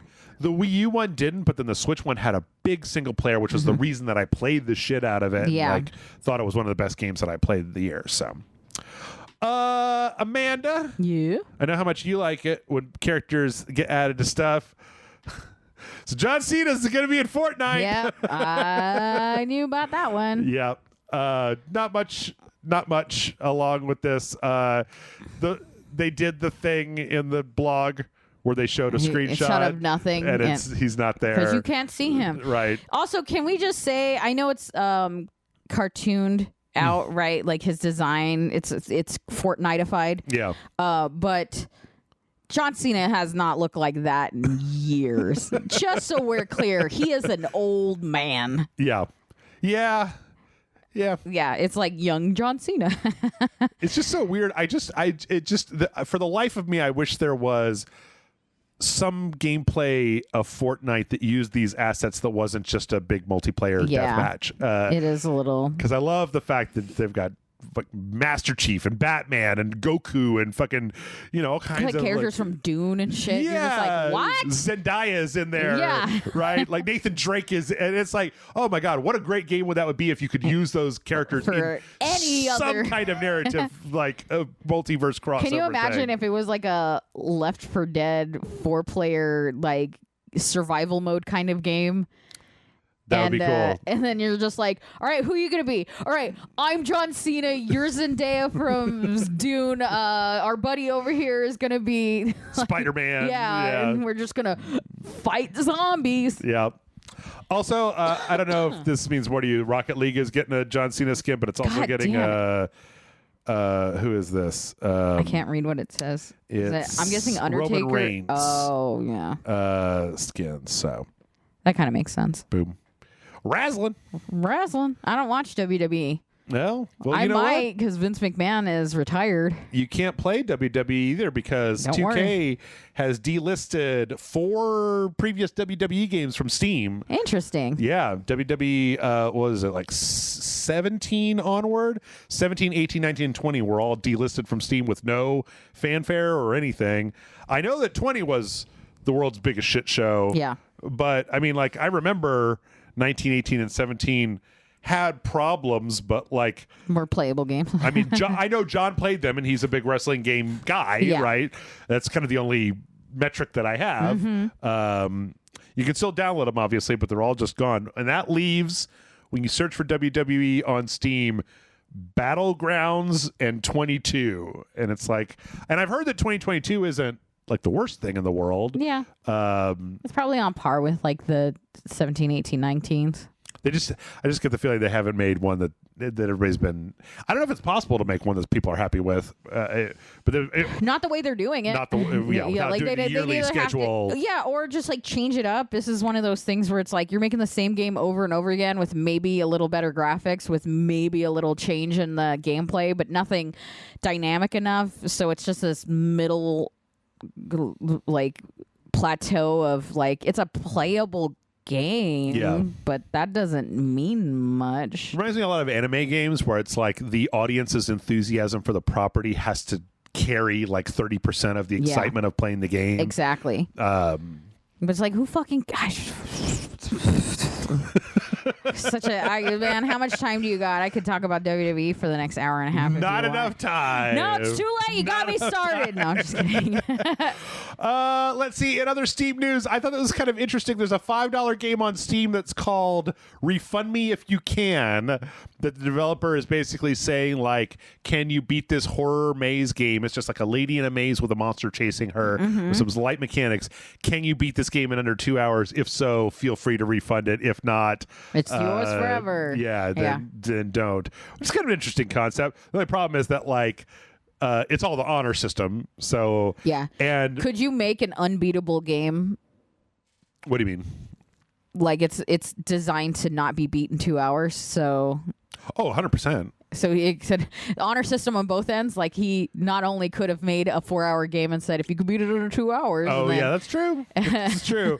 As I understand it, though, like from the Steam reviews that I read of it, it's like it's a marketing gimmick. It's not a very good game. It's like shovelware horror game trash using very few assets and relying a lot on like jump scares and kind of crap. So like most indie horror games. Yeah, basically. I mean, what? No, they're all really good. Everybody loves them. Definitely not all like FNAFy and shit. I mean, I read it's got mixed, right? It's got a mixed review. So yeah, I mean, if it's something you can beat in 2 hours, even if it's not great, probably get you where you want to go in horror games. That's just a wall of trash. I'm not trying to like insult the game. I mean, literally, one of their still images is just a wall of trash. It's just a bunch of trash bags. It's just a bunch of trash bags. It's a wall of them. I don't know. Yeah, it's fine. I prefer that other game where it was like everybody only gets to play it one time. Like you can only play it one time, and then when you're done, you just can't play it anymore. That's crazy. Like, you get one shot. Let's see. From there, speaking of Steam, VR Chat is being review bombed on Steam. And this is one of those ones where, let me tell you the story, and then I'll tell you the story, and then you can comment with your opinion in the comments down below. Yes. No. Let us know. So VR Chat is exactly what it says in the box, right? It's like one of those things. I don't know how much you know about the whole VR scene. I was watching like some weird documentaries on YouTube about this shit. Like it's big. There are a lot of like introverted, stay at home. Yeah. Also people that are younger, have different sexual identities that like really like to put on a fucking anime avatar and go pretend in VR. And why wouldn't you? Like, that makes sense. The internet has been doing shit like this without VR since its beginning. Yes. So VR Chat just added an anti-cheat engine plugin to their software. It didn't have one before, but they just added one in a blog post. And if you know anything about the gamers, you'll know that first off, anti-cheat software is all relatively bad. Like nobody makes very good ones. In fact, a lot of times it tends to slow down whatever game it's running because it has to make checks to make sure that you're not running like a pirated version or whatever. Right. Apparently there was a lot of security shit that was going on in here, and this was the reason for it, is that they were like people pay a lot of money or spend a lot of time making like their own custom avatars. And apparently there were like things that you could use to rip off people's avatars, or you could use to like take stuff from other people or fuck with people's games or chat, whatever. So they implemented this obviously to stop that. The backlash has come because this has disabled all of the mods that people wrote for this software. Yeah. It is like overwhelmingly negative at this point. Like it's gone from being something so that was is fine. it a really review bombing? I mean, that seems like a legitimate gripe. So here's the thing. I think that I have a lot of sympathy for modders. I have the thing is I have a lot of sympathy for this company, to be honest, because the thing is that this does not seem like it's the name of the company is VR Chat Incorporated. Like this isn't a Square Enix joint. This isn't a Activision. This isn't a big publisher. It's in early access, which means it's probably a small team that's working on it.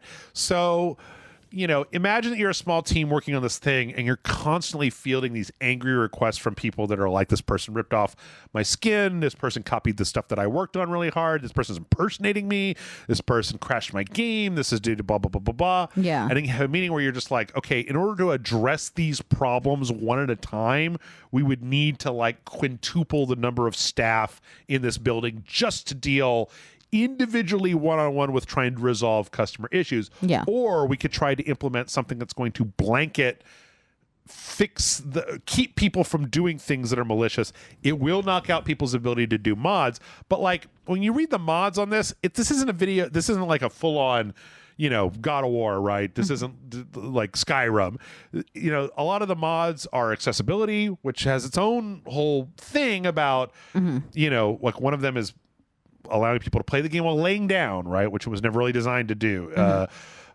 So it's a real weird tightrope because I feel like if this is a small team, the idea, like, I don't get the impression that this company did this maliciously. Yeah. Like that they were trying to fix a problem and that the backlash has come immediately after that was implemented. Like it hasn't even been well, let's see if the experience post this is. It's what the internet does, right? The moment it was announced, everybody went completely nuclear and everybody went and downvoted the fuck out of this thing. So I don't know what to say because it's like, to me, you had a few options. You had, we're going to implement new security that's going to break existing mods.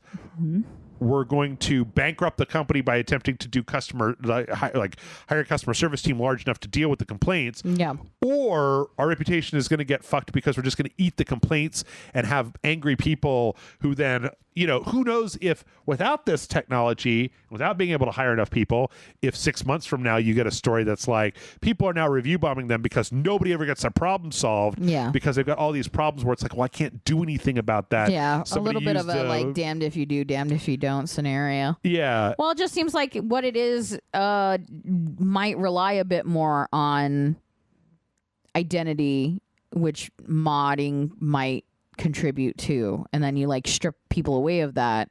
Yeah. But yeah, I don't know what would be the solution.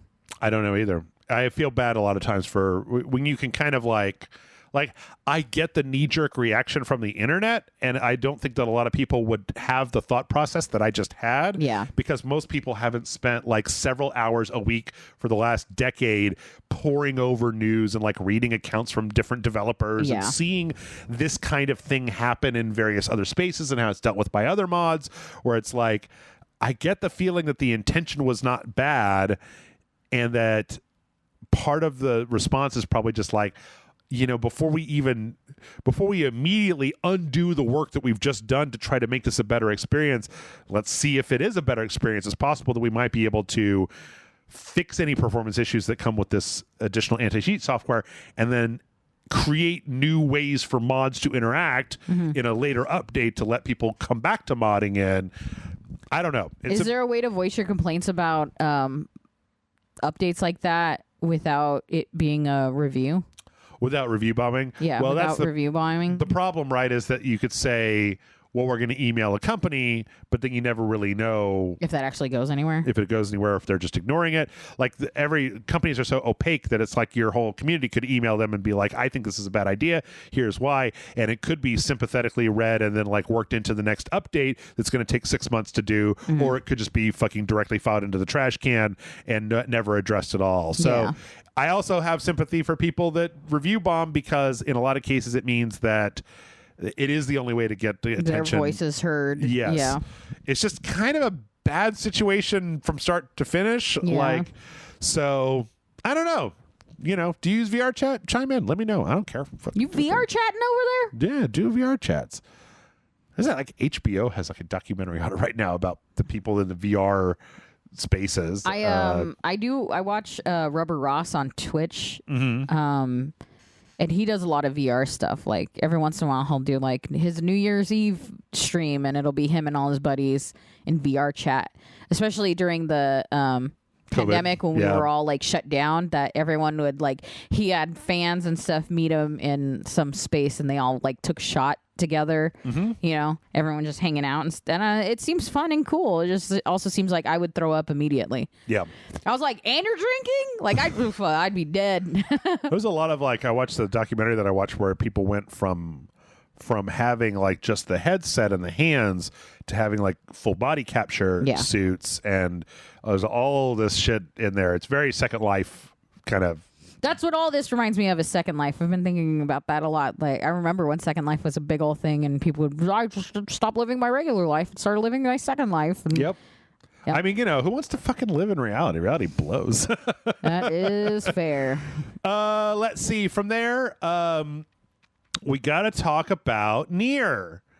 Nier Automata is in the middle. The Nier Automata community is in the middle of a very weird meltdown. So I feel like they always are, though. Sort of. A little while back, Yoko Taro came out and has basically said that somebody found the last secret in Nier Automata. But then a few weeks back, a person, a human in the real world named Sad Futago on the Nier subreddit was like, hey, does anybody know what's going on with this church? And everybody was like, church? What the fuck are you talking about? And then they posted this video that's like a cell phone video of them opening a door in a wall that doesn't have a door, going down a thing through a bunch of trippy architecture, and ending up in an area of the game that nobody has ever seen before. And it's got like a few things in it. And then they kind of went silent for a little while. And then they came back showing another kind of another like a boss fight with a boss that seems like it's a reused asset, and then some assets that might be from the previous game / the remake of Nier Replicant that came out. And the person posting this stuff has been very cagey, and nobody can really figure out whether this is real or not. Yeah. Because your first okay, so here come the arguments, right? Well, this is obviously a fake that's been added into the game. Nier doesn't have modding tools. It's very difficult to change the code of Nier, so people can't like there are no official modding tools. So if this was done, it would have to have been done from scratch by hand, imitating other areas that we've already seen in the game. Okay, well, if you know where that area is, turn on no clip and go through the wall and see if the geometry is there. Well, Nier Automata tends to load in geometry as it's needed, so it's possible that there's a set of flags that have to get turned on, that when those flags are on, that door opens and that shit is there. Otherwise, it's not there. And so there's a lot of reused assets in these areas, but at this point, the Nier community, like, some people think, yes, 100% this is a thing, because Yoko Taro is also a conniving motherfucker. Like, people asked him on Twitter about it, and he had one tweet that was like, I've gotten thousands of new followers recently. This probably isn't the account that you want to follow. I mostly tweet in Japanese, and I don't tweet about the games that I make. I love beer and sausages. Nice. And that was it. Reputable outlets have tried contacting Square Enix to be like, does this mean that there's an upcoming DLC? Because there's a Switch version of the game coming out very soon. Yeah. Square Enix refuses to comment altogether on this particular situation, which is more marks in the maybe yes category. Yeah, that's interesting. Because if it wasn't, like, you would expect them to not comment, or you'd expect Yoko Taro to have a coyer answer, or to say, no, that's not a thing. But then Yoko Taro is also the kind of guy that would fuck with the internet to be like, I don't know. I do love active villains on the internet. So it's been really interesting to watch. I don't have a real dog in this particular fight, but it is really interesting to see after so many years, because it's plausible in a game like this. If it was in another game, it's like the perfect storm of like limiting you and keeping you in the dark that you'll never know for sure. It also takes place in an area in the game which is a reconstruction of a city that doesn't have any textures on it, so it's all like unpainted white assets. I was gonna say it looks kind of weird. Like I watched you play the game, and I feel like there's more detail in it than what you're getting here. Yes, this whole level is a thing where the robots have tried to imitate a human city, and they haven't finished it yet, and so it is all untextured. Yeah, okay. So the actual level looks like this. It's a real weird. That's really cool. Abstract thing. Yeah. So if you were gonna fake something, you could fake it easier here because you didn't have to have textures or anything. But also, if you're going to hide something, it'd be easier there because textures often give away what you're hiding. Yes. So, yeah. Just question mark. Who knows? I don't. Do you? I don't. It's still kind of going on. So we don't really That's know cool. yet.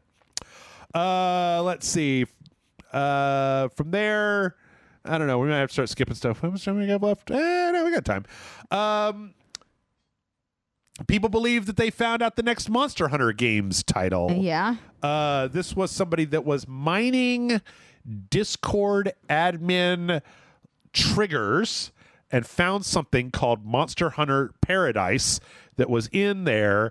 And this is like when you have like Twitch integration or like there's a promo, it has to have like a bucket in Discord. And so they found this thing called Monster Hunter Paradise. And it was like, oh, that's the next Monster Hunter game, because it was also, after they discovered it, it was changed to like Drop's placeholder name. It was changed to a generic thing from Monster Hunter.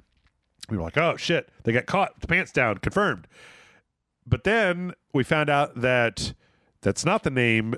That's probably just something that Discord admins who don't have an official title will sometimes just make some shit up so they know what the thing is. So they just made something up. However, the fact that anything called Monster Hunter anything existed seems to directly confirm that there is a new Monster Hunter game, probably not called Paradise, probably a ways out, but the fact that this was getting prepped for anything means that there was probably going to be something. Yeah. So, which would make sense, because now that they're finished with the Sunbreak expansion, Monster Hunter World could use a sequel. Yeah. So, let's see. Also, Monster Hunter Paradise sounds like one of those. We take all the female characters and we put them in bikinis and make them play volleyball games. It does. It does. You know what I mean? What about Monster Hunter Dating Simulator? Or in a Monster Hunter like school dating simulator. They're all the Monster Hunter characters are in high school. I guess the thing is Monster Hunter doesn't have that many like specific characters. Yeah, so. I was gonna say you would think that you would date the other characters, but you're just trying to date those monsters. It's true. I'm gonna date me one of them monsters. Sexy versions of the Monster Hunter monsters.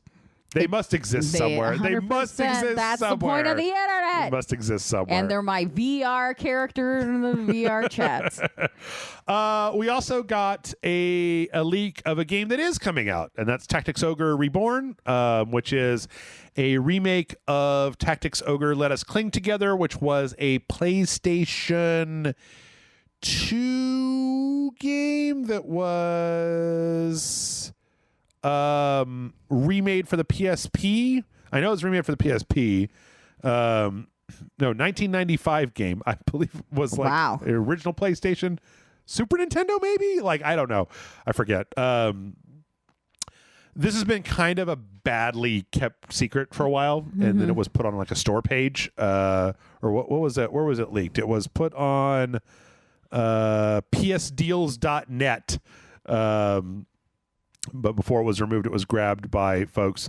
Seems to indicate some new changes to the game. One of the things that it seems to be doing is taking the old sprite work and then running it through kind of notoriously bad like smoothing filter to make a black sprite line into like a sharp outline, which tends to round everything off in a real kind of what I consider to be less interesting way. Like they had a screen that showed the guys, all the different characters, and they look like smeary. Yeah, I was gonna say they look kind of doughy. Yeah, so I hope that little soft boys over there. I hope that they I hope there's an option to turn that off. Yeah.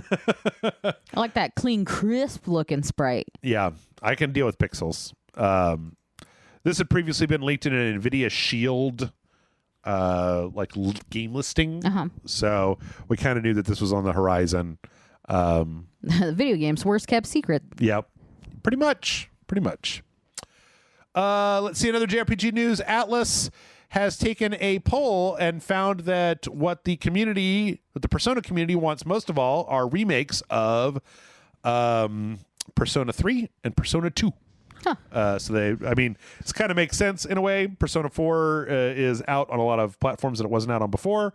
Persona 5 doesn't need a remake. It came out like 2 or 3 years ago. Yeah.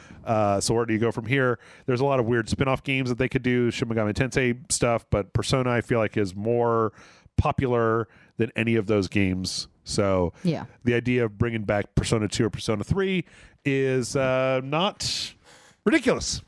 Yeah. But how long ago were 2 and 3 out? Persona 3 was oh boy, let me make sure not to do this. Do it just from your memory, Jeff. PlayStation Plus, 1995. Okay, Persona 3 would have been a PS2 game, I believe. Persona 2, I believe, was a PS1 game, I think.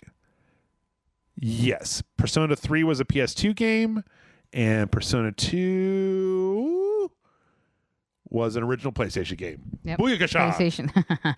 Look at me being correct. Yeah, I know some things. That's good. The good Persona news. The bad Persona news, on the other hand, is that apparently when Persona 5 Royale comes out on the PS5, you will have to buy it again from scratch. There is no upgrade path, so you'll be paying the full retail price of Persona 5 on the PlayStation 5. I looked this up, and I'm pretty sure that there also was not an upgrade path because Persona 5 was a PS3 game. Oh. And they put it on the PS4. I'm pretty sure that when Persona 5 Original was out on the PS3, it was full price. Pretty sure when Persona 5 Royale came out on the PS4, that was full price. And now Persona 5 Royale on the PS5, which is just the same game but looks better and some enhancements and things. Yeah. Also the same price. I don't understand. I mean, I do understand fucking anime / JRPG fans will pay whatever. They don't give a shit. It sounds like they know that they can force that to happen. So yep. So, but I feel like in any other case, I mean, we were in a story last week about people saying like, why should I buy The Last of Us a third time? Yeah. After I've already bought it for the PS3 and the PS4 remake, and now you got a PS5. But I've heard not a single peep about people being mad about this. Persona 5 people are like, it's reasonable. Yeah, exactly. Yeah, okay. Well, yeah, if you play one 90-hour game once every 2 years, then yeah, sure. Yeah. It's reasonable. I like to think they just consistently buy the game over again every year, and they're like, sure, so this time instead of buying the PlayStation 4 version, I'll buy the PlayStation 5 version. Yep. I always give them my money. Just wore the discount, playing it over and over again. It just melts. Let's see. Apparently, EA is making a single-player Black Panther game. Interesting. Which sounds, it's going to be open world. It's going to be in Wakanda, and then apparently it's going to be make your own Black Panther. It's going to be like T'Challa is dead, and then your kind of OC character that you make is the new Black Panther, and then you get to make decisions and go on adventures and have action adventure. That could be really fun. It could. I think that would be a really good way to do that. Yeah. Not very much more information outside of what I just said. Yeah, so, of course. But it you know what? I'd like to see some more Marvel games that are not garbage. Yeah. I'd like to see some Marvel games that are not bad. Also, and this isn't an insult to the game because I know a lot of people liked it, but I would like to see a good Marvel game that's not Spider-Man. Well, that's true. Like, just, there's other characters. You make good other character games. I quite enjoyed the Guardians of the Galaxy game, but I know that it really didn't sell well, and I think that a lot of that is like when we're talking about Lightyear, that I just don't think the Guardians sell through as well as Spider-Man, I think they might have expected a little too much from it. I think maybe after the first movie, that big bang of it would have gotten a lot more traction, but I think it's wavered a little bit since then. Or it would have been better to have delayed that game until Guardians 3 came out and then put it out around there. Yeah, that would have made to get people hyped for perfect sense. I'm still waiting. Oh, well, I'm waiting until after She-Hulk starts. But what I want is an Ace Attorney style game, but it's She-Hulk, and then her main rival is Daredevil. Okay. Just going at like legal stuff. No superhero shit at all. Just lawyering. You know what? I know it's not going to be a thing because I have watched the trailers already, but I'm like, you know what? I would be just fine if She-Hulk was more Ally McBeal and less fighting the Abomination. So my favorite my favorite She-Hulk comic books are the ones where it's like 90% lawyering and 10% superheroing. Yeah. We have so many superheroes. It's like, who cares? She could pick things up and smash stuff. I get it. It's cool. I love her. Believe me, she's one of my favorite characters. I've read most of her books. But like, give me the lawyer. I love the lawyer stuff. Big green lawyer. And then because the lawyering she does is for superheroes. Yeah. And it's never the big mostly it's not the big superheroes. It's always like fucking Porcupine Man and shit. And that's like, I'm so down for it. I love it. I like Frogman's in the trailer for the series. Well, and Tim Roth is in there too. As Abomination. As Abomination. But Frogman is in the, like, who cares about Abomination? It's so weird between Shang-Chi and She-Hulk that Tim Roth is like getting slowly reintegrated back into the MCU, even though there's not even a Hulk movie scheduled anywhere in there. I tell you what, man, like, I'm glad that everybody's gotten their movie, but like, I want a Hulk movie. Like, I like Mark Ruffalo's weird Hulk guy. I think this is the closest you're going to get. And Hulk, I mean, Hulk's in it the whole time. Yeah. It seems. I want, you know what? I think there's like a lot of ground. I mean, okay, listen. If you gave me a blank check, I want the fucking Immortal Hulk fucking Cthulhu, psychotic devil Hulk, abusive father, gamma radiation, can't die, got chopped up bullshit. The little pieces, that shit was scary. I was like, damn, this is a comic book, guys. Calm down. Fucking, there's a point where the Hulk gets all the gamma radiation out of him and his skin's all hanging off like he's got liposuction, but it was his Hulk muscles. There's that Red Hulk is in there. Fucking Betty's crazy. Joe Fixit just walking around like a guy, not even the gray Hulk, just a guy. Joe Fixit, like shit's scary as fuck. I would love a horror movie based on the Immortal Hulk, but like, they're never going to do that. They're never going to do that. But I mean, I really want Savage She-Hulk. Have you read any of this shit of like she witnessed a bunch of people getting murdered and had like she got so hard into the PTSD that when she's She-Hulk and she's only She-Hulk, she's like dumber version, a much more savage version. Not super dumb, just like it took a long time for her to like regain control of herself. And she had a romance with Thor during that time because Thor was like, I like that wild shit, and it was fucking cool. Like, it was wildly cool. It was the first time that She-Hulk wasn't like totally in control. Like, the whole point of She-Hulk had been very, what if the Hulk had control of everything? She's still just her personality, right? And then this was like, well, now let's explore when she's a little less in control, when she's more Hulk, more savage than that, and she's fucking brutal, like scary brutal. Like, you have to control her from killing folks and stuff, and it was great. But you have to introduce the character before you get to that. You have to earn it. But you know, there's a lot. See, not to, because we're running out of time here, but not to get too far off track. But I really do wish I was talking to my dad about She-Hulk, and I was saying the same thing where I was like, I really hope that there's more drama, because the thing is that I'm all laser fighted out. Like, I'm all MCU, like, because a lot of it has become really uninspired. Like, I know people really like Doctor Strange or Shang-Chi or any of that stuff, but I kind of defy you to go explain to me how, like, the action scenes, just the action scenes in Shang-Chi or Black Widow or the Eternals or She-Hulk, or in a lot of cases, I mean, Moon Knight stood out because of the fucking kaiju-sized Egyptian gods and some of the other weird shit that was happening in there. But I'm like, I need you to get into that weird shit and less of that throwing the Thor hammer at a guy and then bonking him with it shit. Like, there's so many weird like Marvel books, the X Factor investigations, or like I was kind of mad because, as I understood it, Matt Fraction's Hawkeye was a little bit more down and dirty and a little bit less slick MCU'd up in the comics. It was a little bit more dirty New York streets and a little bit less. Yeah, I read the book. I'd never watched the series, and I was like, well, I have the book. Why would I need to watch the series? I'm getting real pretentious with that superhero shit.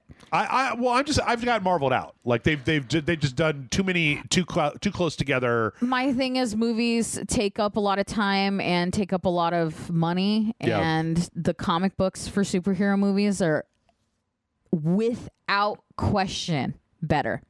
So, like, I've either already read the comic and it's better, or if I want to see that story, I'll just find the comic and it will be better. Yeah. So, like, I'm not going to waste my time. Like, I know that he's, like, currently problematic. I have a hard time because I'm such a big fan of Warren Ellis when he was a comic writer, but I know that he did a Moon Knight, right, that was fucking weird, like, you know, kind of crazy and weird, kind of more like this and less like back when he was just kind of like a weird Batman ripoff, you know, and then started getting weird. Because I'm pretty sure that Warren Ellis wrote the one where he had the suit that they based. Oh, the Mr. Knight? Yeah. Yeah, I think. And then I know, who was it? Brubaker did the more recent one that got into like the crazy shit all was happening really in a mental institution kind of stuff. Yeah, I think that was Brubaker. I want more of that stuff. I want more stuff like Moon Knight because it's more interesting. I think they're gonna lean hard when it comes to She-Hulk into the fourth wall breaking shit, which she, in fairness, not invented, because fourth wall breaking has happened for a while, but she was doing it before fucking Deadpool. Sure. And I think she gets to, you know, you don't get to like decide she doesn't deserve it anymore. Yeah. Because she's always done it. That won't stop anybody from saying that it's a Deadpool ripoff. Yeah. And I will be more than happy to fight any Deadpool fan. Meet me in the parking lot, bitches. I'll take you all on. All right, let's finish this shit up. I've cut a bunch of stories. We got some trailers. Disney Dreamlight Valley got a trailer. Speaking of Disney bullshit. I mean, this is Animal Crossing with a little heavier plot. Yeah. With Disney characters. With Disney. It's like Disneyfied Animal Crossing. I'm halfway tempted by it, honestly. I'm not a huge like Disney person, but it looks, I like Animal Crossing. It looks cute. It looks all right. Every so often, Disney will do a thing where they find a good developer and then give them a lot of money and time. And like, it's very slick. Like all the animation is very slick. Mm-hmm. There's a part where they show the kind of like the customization you can do. Oh, I was thinking more about, there's a part where they show Remy cooking things, and he's doing the exact same motion where he's smelling, and they've got the little smell things going around him. It all just looks so good in connection to the stuff, and the character models all look really great. It's very colorful and vibrant, and I don't hate it. If you're like in the mood for Disney feel and you're not like a Kingdom Hearts person, I think this might be the thing for people. I think that the people that I know that are big ass Disney fans would enjoy this more than they would something like Kingdom Hearts, right? So that's why I'm like I'm kind of tempted, but I'm kind of not. It just really depends on more gameplay footage. But if I get to fucking chill in a cave with Ursula for a while, I don't think I won't. It's definitely one of those things where when it comes out, we'll be interested to see how it goes. It definitely like look at the early reviews from people that do the deep dive into it. Yeah. Because if it gets good reviews and it's well received online, then I mean, this is definitely a wait and see for me. If they're like, and there's like a Muppet section, I've bought, sold, baby, I'm in. But like until then. Yeah. Let's see. From there, we got a new trailer for Resident Evil Village, the Mercenaries trailer that shows off Chris and Heisenberg and everybody's favorite Lady Dimitrescu. Hasn't been around for a little while, Lady Dimitrescu. There was one item, I don't know if you watched this trailer, but there was one item in this entire trailer that I thought was the fucking funniest goddamn thing I've ever seen in my life. Yeah. So they show the mercenaries They show Chris, mercenary. They show Heisenberg, who has like telekinesis or magnetism or something like that.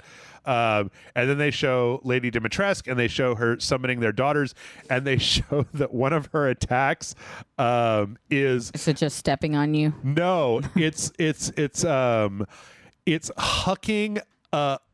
a straight up like throne? A wardrobe. Oh, is that what that is? And so one of the parts in the game, you're outside of her dressing room, and she's on the phone talking to like headquarters about how you're killing off her daughters, and they're saying, you can't kill her, whatever. And she gets really mad, and she picks up this dresser and just throws it down, and is like, and then she goes and sits down at her table and like calms down. But the fact that like one of her attacks is just like throwing that dresser. Yeah, they're like, look, we already got it fucking ready to go. Yeah, that's amazing.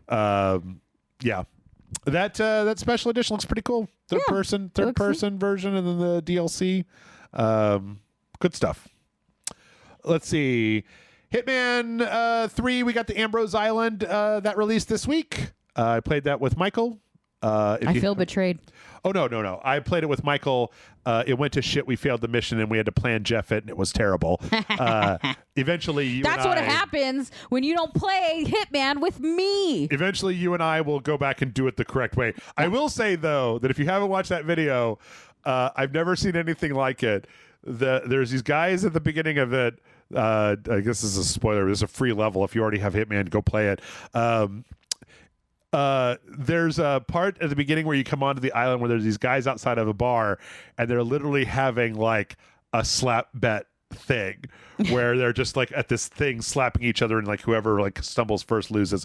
And you can walk up and fucking win slap bet with all of them, and then it takes one of the targets comes out to be like, you've slapped all my men, silly. I could really use a guy like you that could just like slap the shit out of people on my team. I need a good slapper on my team. Yeah. It's this, I mean, this DLC is okay. It's you're just saying it's okay because you had to plan Jeff it. No, I've gone back and done it. I've done a lot of it. It's got some interesting stuff, but it's an island. We've already seen Haven Island, which I think was a better island with a resort on it. Yeah. It's a jungle. We've already seen a jungle in Mendoza, and then it's got a lot of stuff. Like it's got a big radio tower. We saw one of those in Berlin. Yeah, like it's kind of an amalgamation of a lot of the other levels, and it's fine. Like it's not just bad. Nothing new to the table a bit. Yeah, like a jungle island is not the same as like.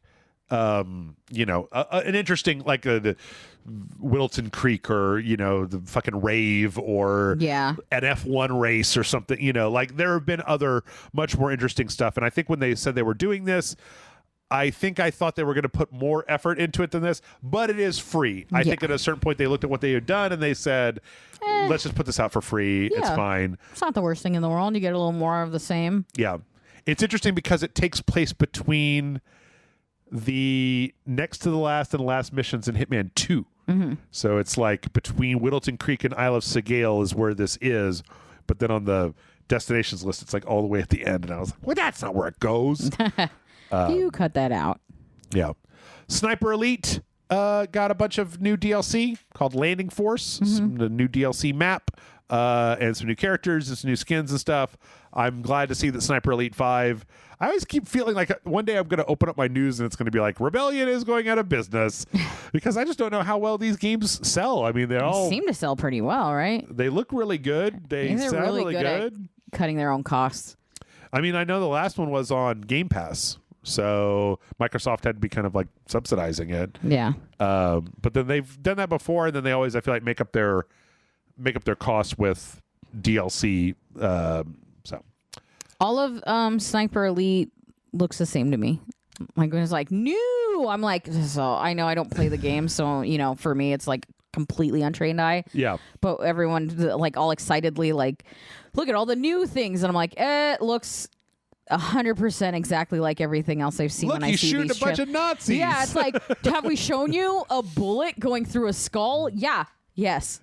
There's some the main difference, I mean, because it all has to take place in a relatively realistically rendered World War II, you can't have a level at an F1 race or a suburban United States neighborhood. So it's just very like, this is a castle, this is a fortified place. This is like, yeah, and everyone's a soldier, and it's like, got it. Yeah. Sniper Elite 4 was interesting because that was in Africa, so it had a very different feel to it. Yeah. And this one's in France, but for anybody that cares, we got a Batgirl trailer for Gotham Knights. Batgirl. Ooh, I just like that she's in combat boots. Yeah. The more I see of this game, the less interested I am in it. Yeah, I mean, I'm not a huge Batman fan anyway, but I don't know. I like it. It looks fine. If you're a Gotham fan, I'm certain that it'll be appealing to somebody. That costume's fucking weird, though. I don't know what this weapon is that she has. It's like a nunchuck, but like collapsible nunchuck, tonfa type of thing, and I don't know. Yeah, it almost looks like police baton that like breaks apart. Yeah. It's cool. Give her something interesting. I know for a hot minute, like they liked her having a staff, I think like Nightwing style, but yeah. Did they give her a baton to be like, her dad's a cop? Maybe? Is that the relation? I think this game is going to be a fucking mess. I think it's going to be terrible. I don't know. I like going all out for it, it seems. It's been in development too long, and some of the stuff that they have, like, Jason Todd has magic powers. Yeah, that's a bit of a and like stretch. Tim Drake has access to the Justice League tower, so he could teleport, and it's like, okay. Yeah. I don't know, but like we played what's that fucking game? It was like Mortal Kombat, but it was all DC superheroes, and I can't think of what it's called off the top of my head. Injustice. Yeah. Where you just kind of accepted that Harley Quinn could fist fight Superman and not just get exploded. I understand there was logic and reason behind all of it, kind of, as much as like that kind of a game will have. But sometimes it's a video game world. It's a different. You know what I would have wanted? What? I would have wanted, the whole plot of this is that Batman died, and that the four of them, Nightwing and Jason Todd, or Nightwing, Red Hood, Batgirl, and Robin, are teaming up to basically take the place of Batman. Mm-hmm. And I think that's a bad move, because you basically have 4 Batman sidekicks that don't come for me, comic nerds, are very similar. They're all either Robins or ex-Robins. Batgirl, of course, is or Batwoman or whatever. Slightly different, but still a Batman sidekick wearing the Batman thing. Yeah. Like, I think it would have been more interesting if we had, it would have been more interesting if we would had a 4-player potential co-op where it's like, well, Batman is dead, and so now we've got a team that's like Nightwing and Huntress and Creeper and the Question or something like that. Yeah, it'd be nice if you could like open it up. Batman has had such a large array. The Bat family is one of the biggest families of characters that there are. It would be kind of nice to see them open it up to beyond just those characters. I mean, there's even a comic series, I might have mentioned it on here before, but that where Batman died or was thought to be dead, and street kids took on the persona of Robin. Oh yeah, I remember you telling me about this. And they and getting some help from Alfred with a little bit of like information. I don't even think he gave them any tech or anything. But like all these street kids would just go out at night and patrol to keep their own streets safe. Yeah. Which I think is a much more interesting story than like the Bat Kids doing the Bat Kids thing again. Or even, I mean, I don't know. Like, I'm even a sucker for after Batman R.I.P. I read a little bit of the fucking Nightwing. What's his name?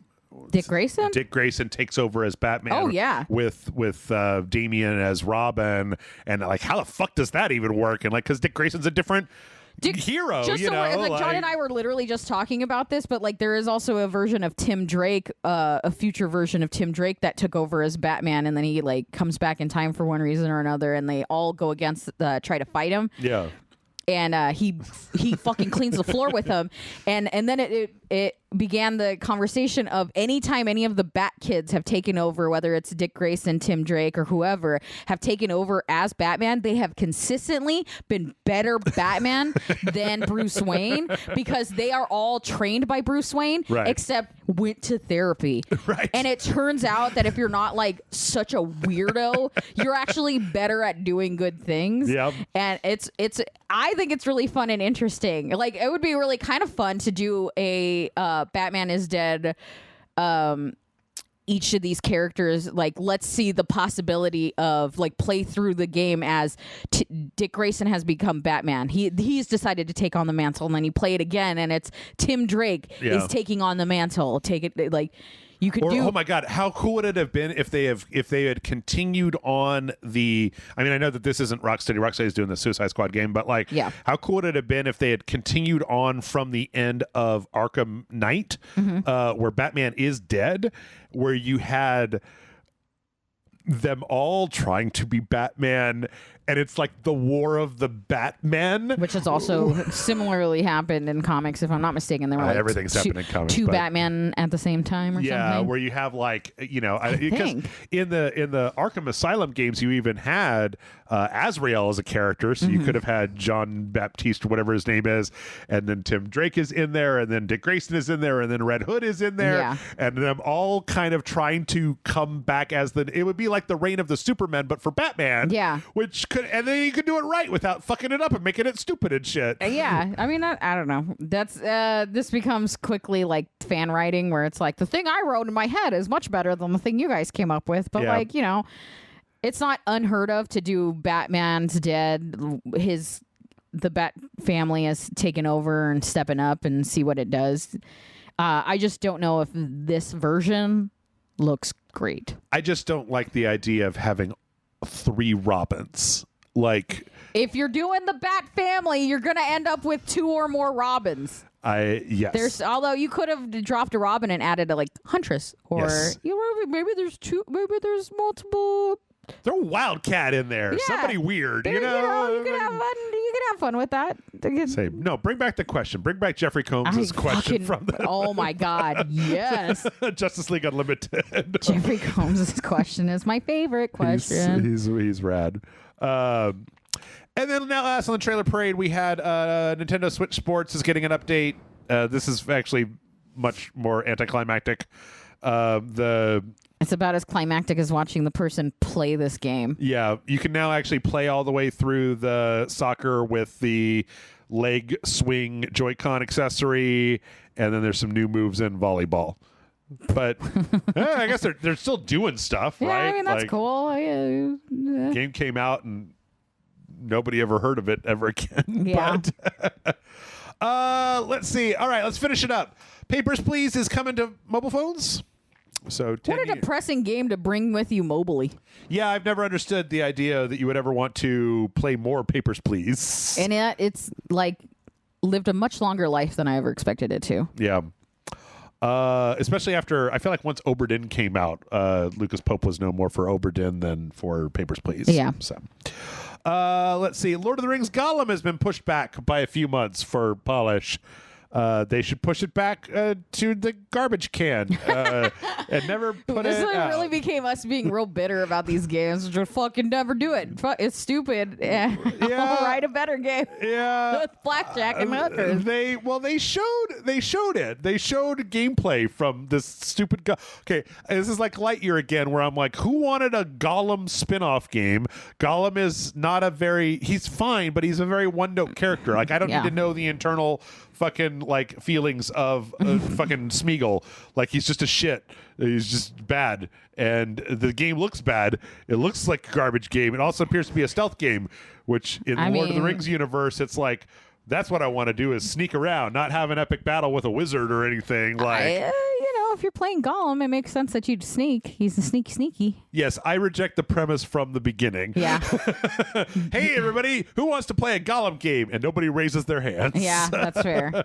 It was just like the one thing they had left Yeah. that they hadn't already made something out of. Because look at this. It looks terrible. Yeah, it looks fucking older terrible. than it is. Yeah. It's like a mid-tier PS3 game. I'm not a Lord of the Rings person anyway, so I can't tell if it looks good as far as like the realm of Lord of the Rings, but it looks older as far as looks bad. Video game. Star Wars Hunters is coming out in 2023. Is there any fucking story that's not something being delayed? No, this is the part where we do all the delays. So first is trailers. Can we talk about these later and just delay the delayed conversation? Well, this is that. This is the Zynga squad-based multiplayer online Star Wars game. Oh, okay. So I don't mind that it's delayed. Yeah, to 2023. I think the best part of this was that, if I remember from the trailer, one of the characters was literally like two Jawas standing on each other's shoulders. Oh my god!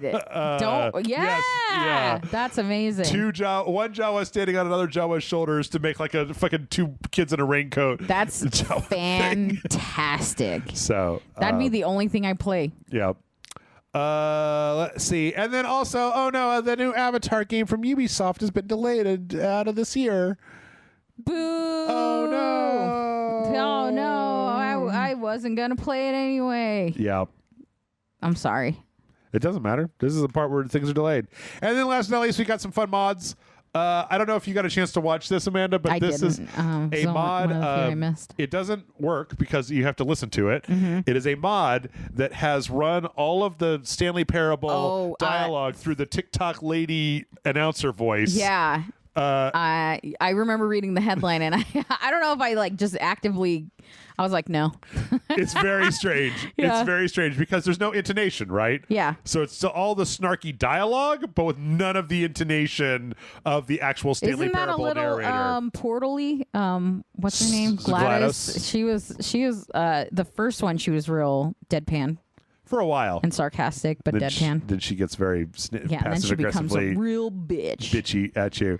It's very weird. I recommend everybody go watch it. But the bigger thing is that we now have a lot of Stray mods because Stray came out. One of them...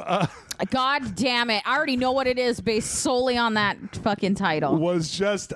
you can't experience it because it's audio. Yeah. Is replacing the meow button with Jason from Heavy Rain, God which is damn very it.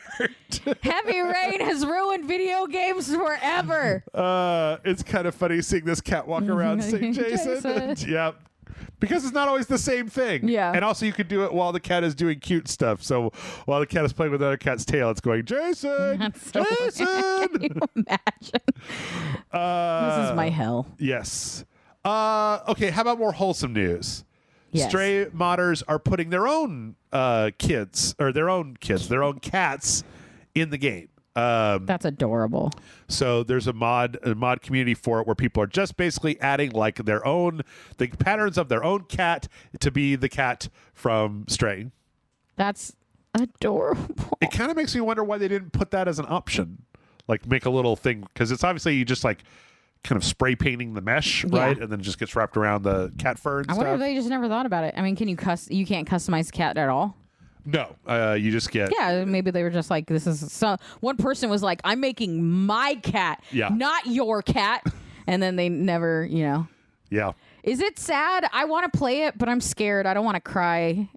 You don't want to know if the cat dies at the end? Yeah. And we could find out. I don't want to find out. I want to know for sure that it's going to live a happy, long cat life. Well, we could find that out. I mean, you'd probably just go to Google and type in, does the cat die in Stray? I thought there was a story where the developers might have come out and been like, no. Okay. Very specifically, because it seems, it's like one of those games where you're like, oh, I'm going to fall in love with this cat and that cat's going to die. Yep. And I don't want to do that. We got another mod. Yeah. This one turns the cat from Stray into Garfield. Fuck yeah, that's the only way I'm playing it. But then if it's sad, I'll cry even harder because I love Garfield. Because be Garfield. Yeah. You just have to. I want a full mod that takes like the voice stuff from. Oh my like, god! The TV show. Do you want the cartoon Garfield or do you want Bill Murray Garfield? I want Lorenzo music. Nice. I want the cartoon Garfield. Agreed. I want it all to be. What if he just says Jason? I want it all to be from the Halloween episode where he says candy, candy, candy, candy, candy, candy, candy, candy. That's amazing. Did you ever read Garfield 9 Lives? No. Oh my god, it's psychotic. Is it? It's like this weird thing where it's the 9 lives of Garfield, but there's like it's drawn by like 9 different comic artists. And it's very, very weird. Like one of them is incredibly realistic. And I remember it was a thing that was always on display, like at the bookstores.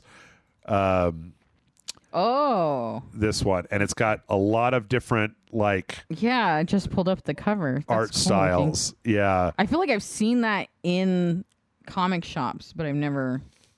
It's very strange. Well, I literally just found a PDF of it real quick. So there you go. You just read through it. All right, and now we have one last thing before we go, and it is the cursedest of all stray mods. Yeah. Are you ready? I don't know. This one replaces the cat with CJ from San Andreas. That is the weirdest. That is like a horror movie level weird.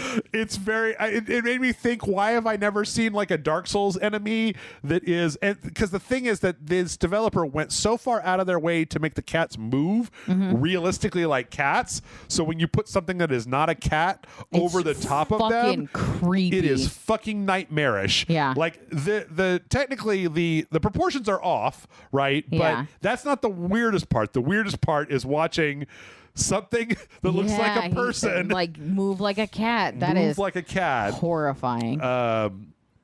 And it is 100% why weird because this is the internet and we do weird internet things. Yeah.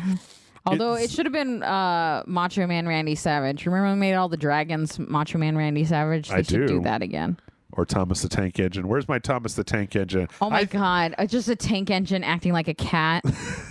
I think that while we were recording this is one of the like the side stories that came out. Yeah, was that there is a Sailor Moon cat. Oh yeah, the like Luna, I think the cat's name. The cat from Sailor Moon. Okay, I thought this is the wrong thing. I thought it was going to be a cat dressed up like a Sailor Scout. No, because Sailor Moon has 2 cats that hang out with her, so okay, it makes sense.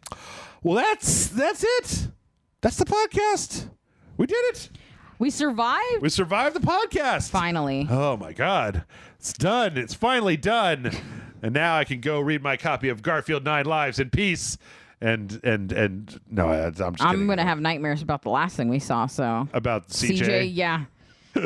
What if it was Garfield? Okay, is it worse to have Garfield as CJ or CJ as Garfield? Yes. Okay. Yes. Okay, I'm glad that we got that under control. Excellent.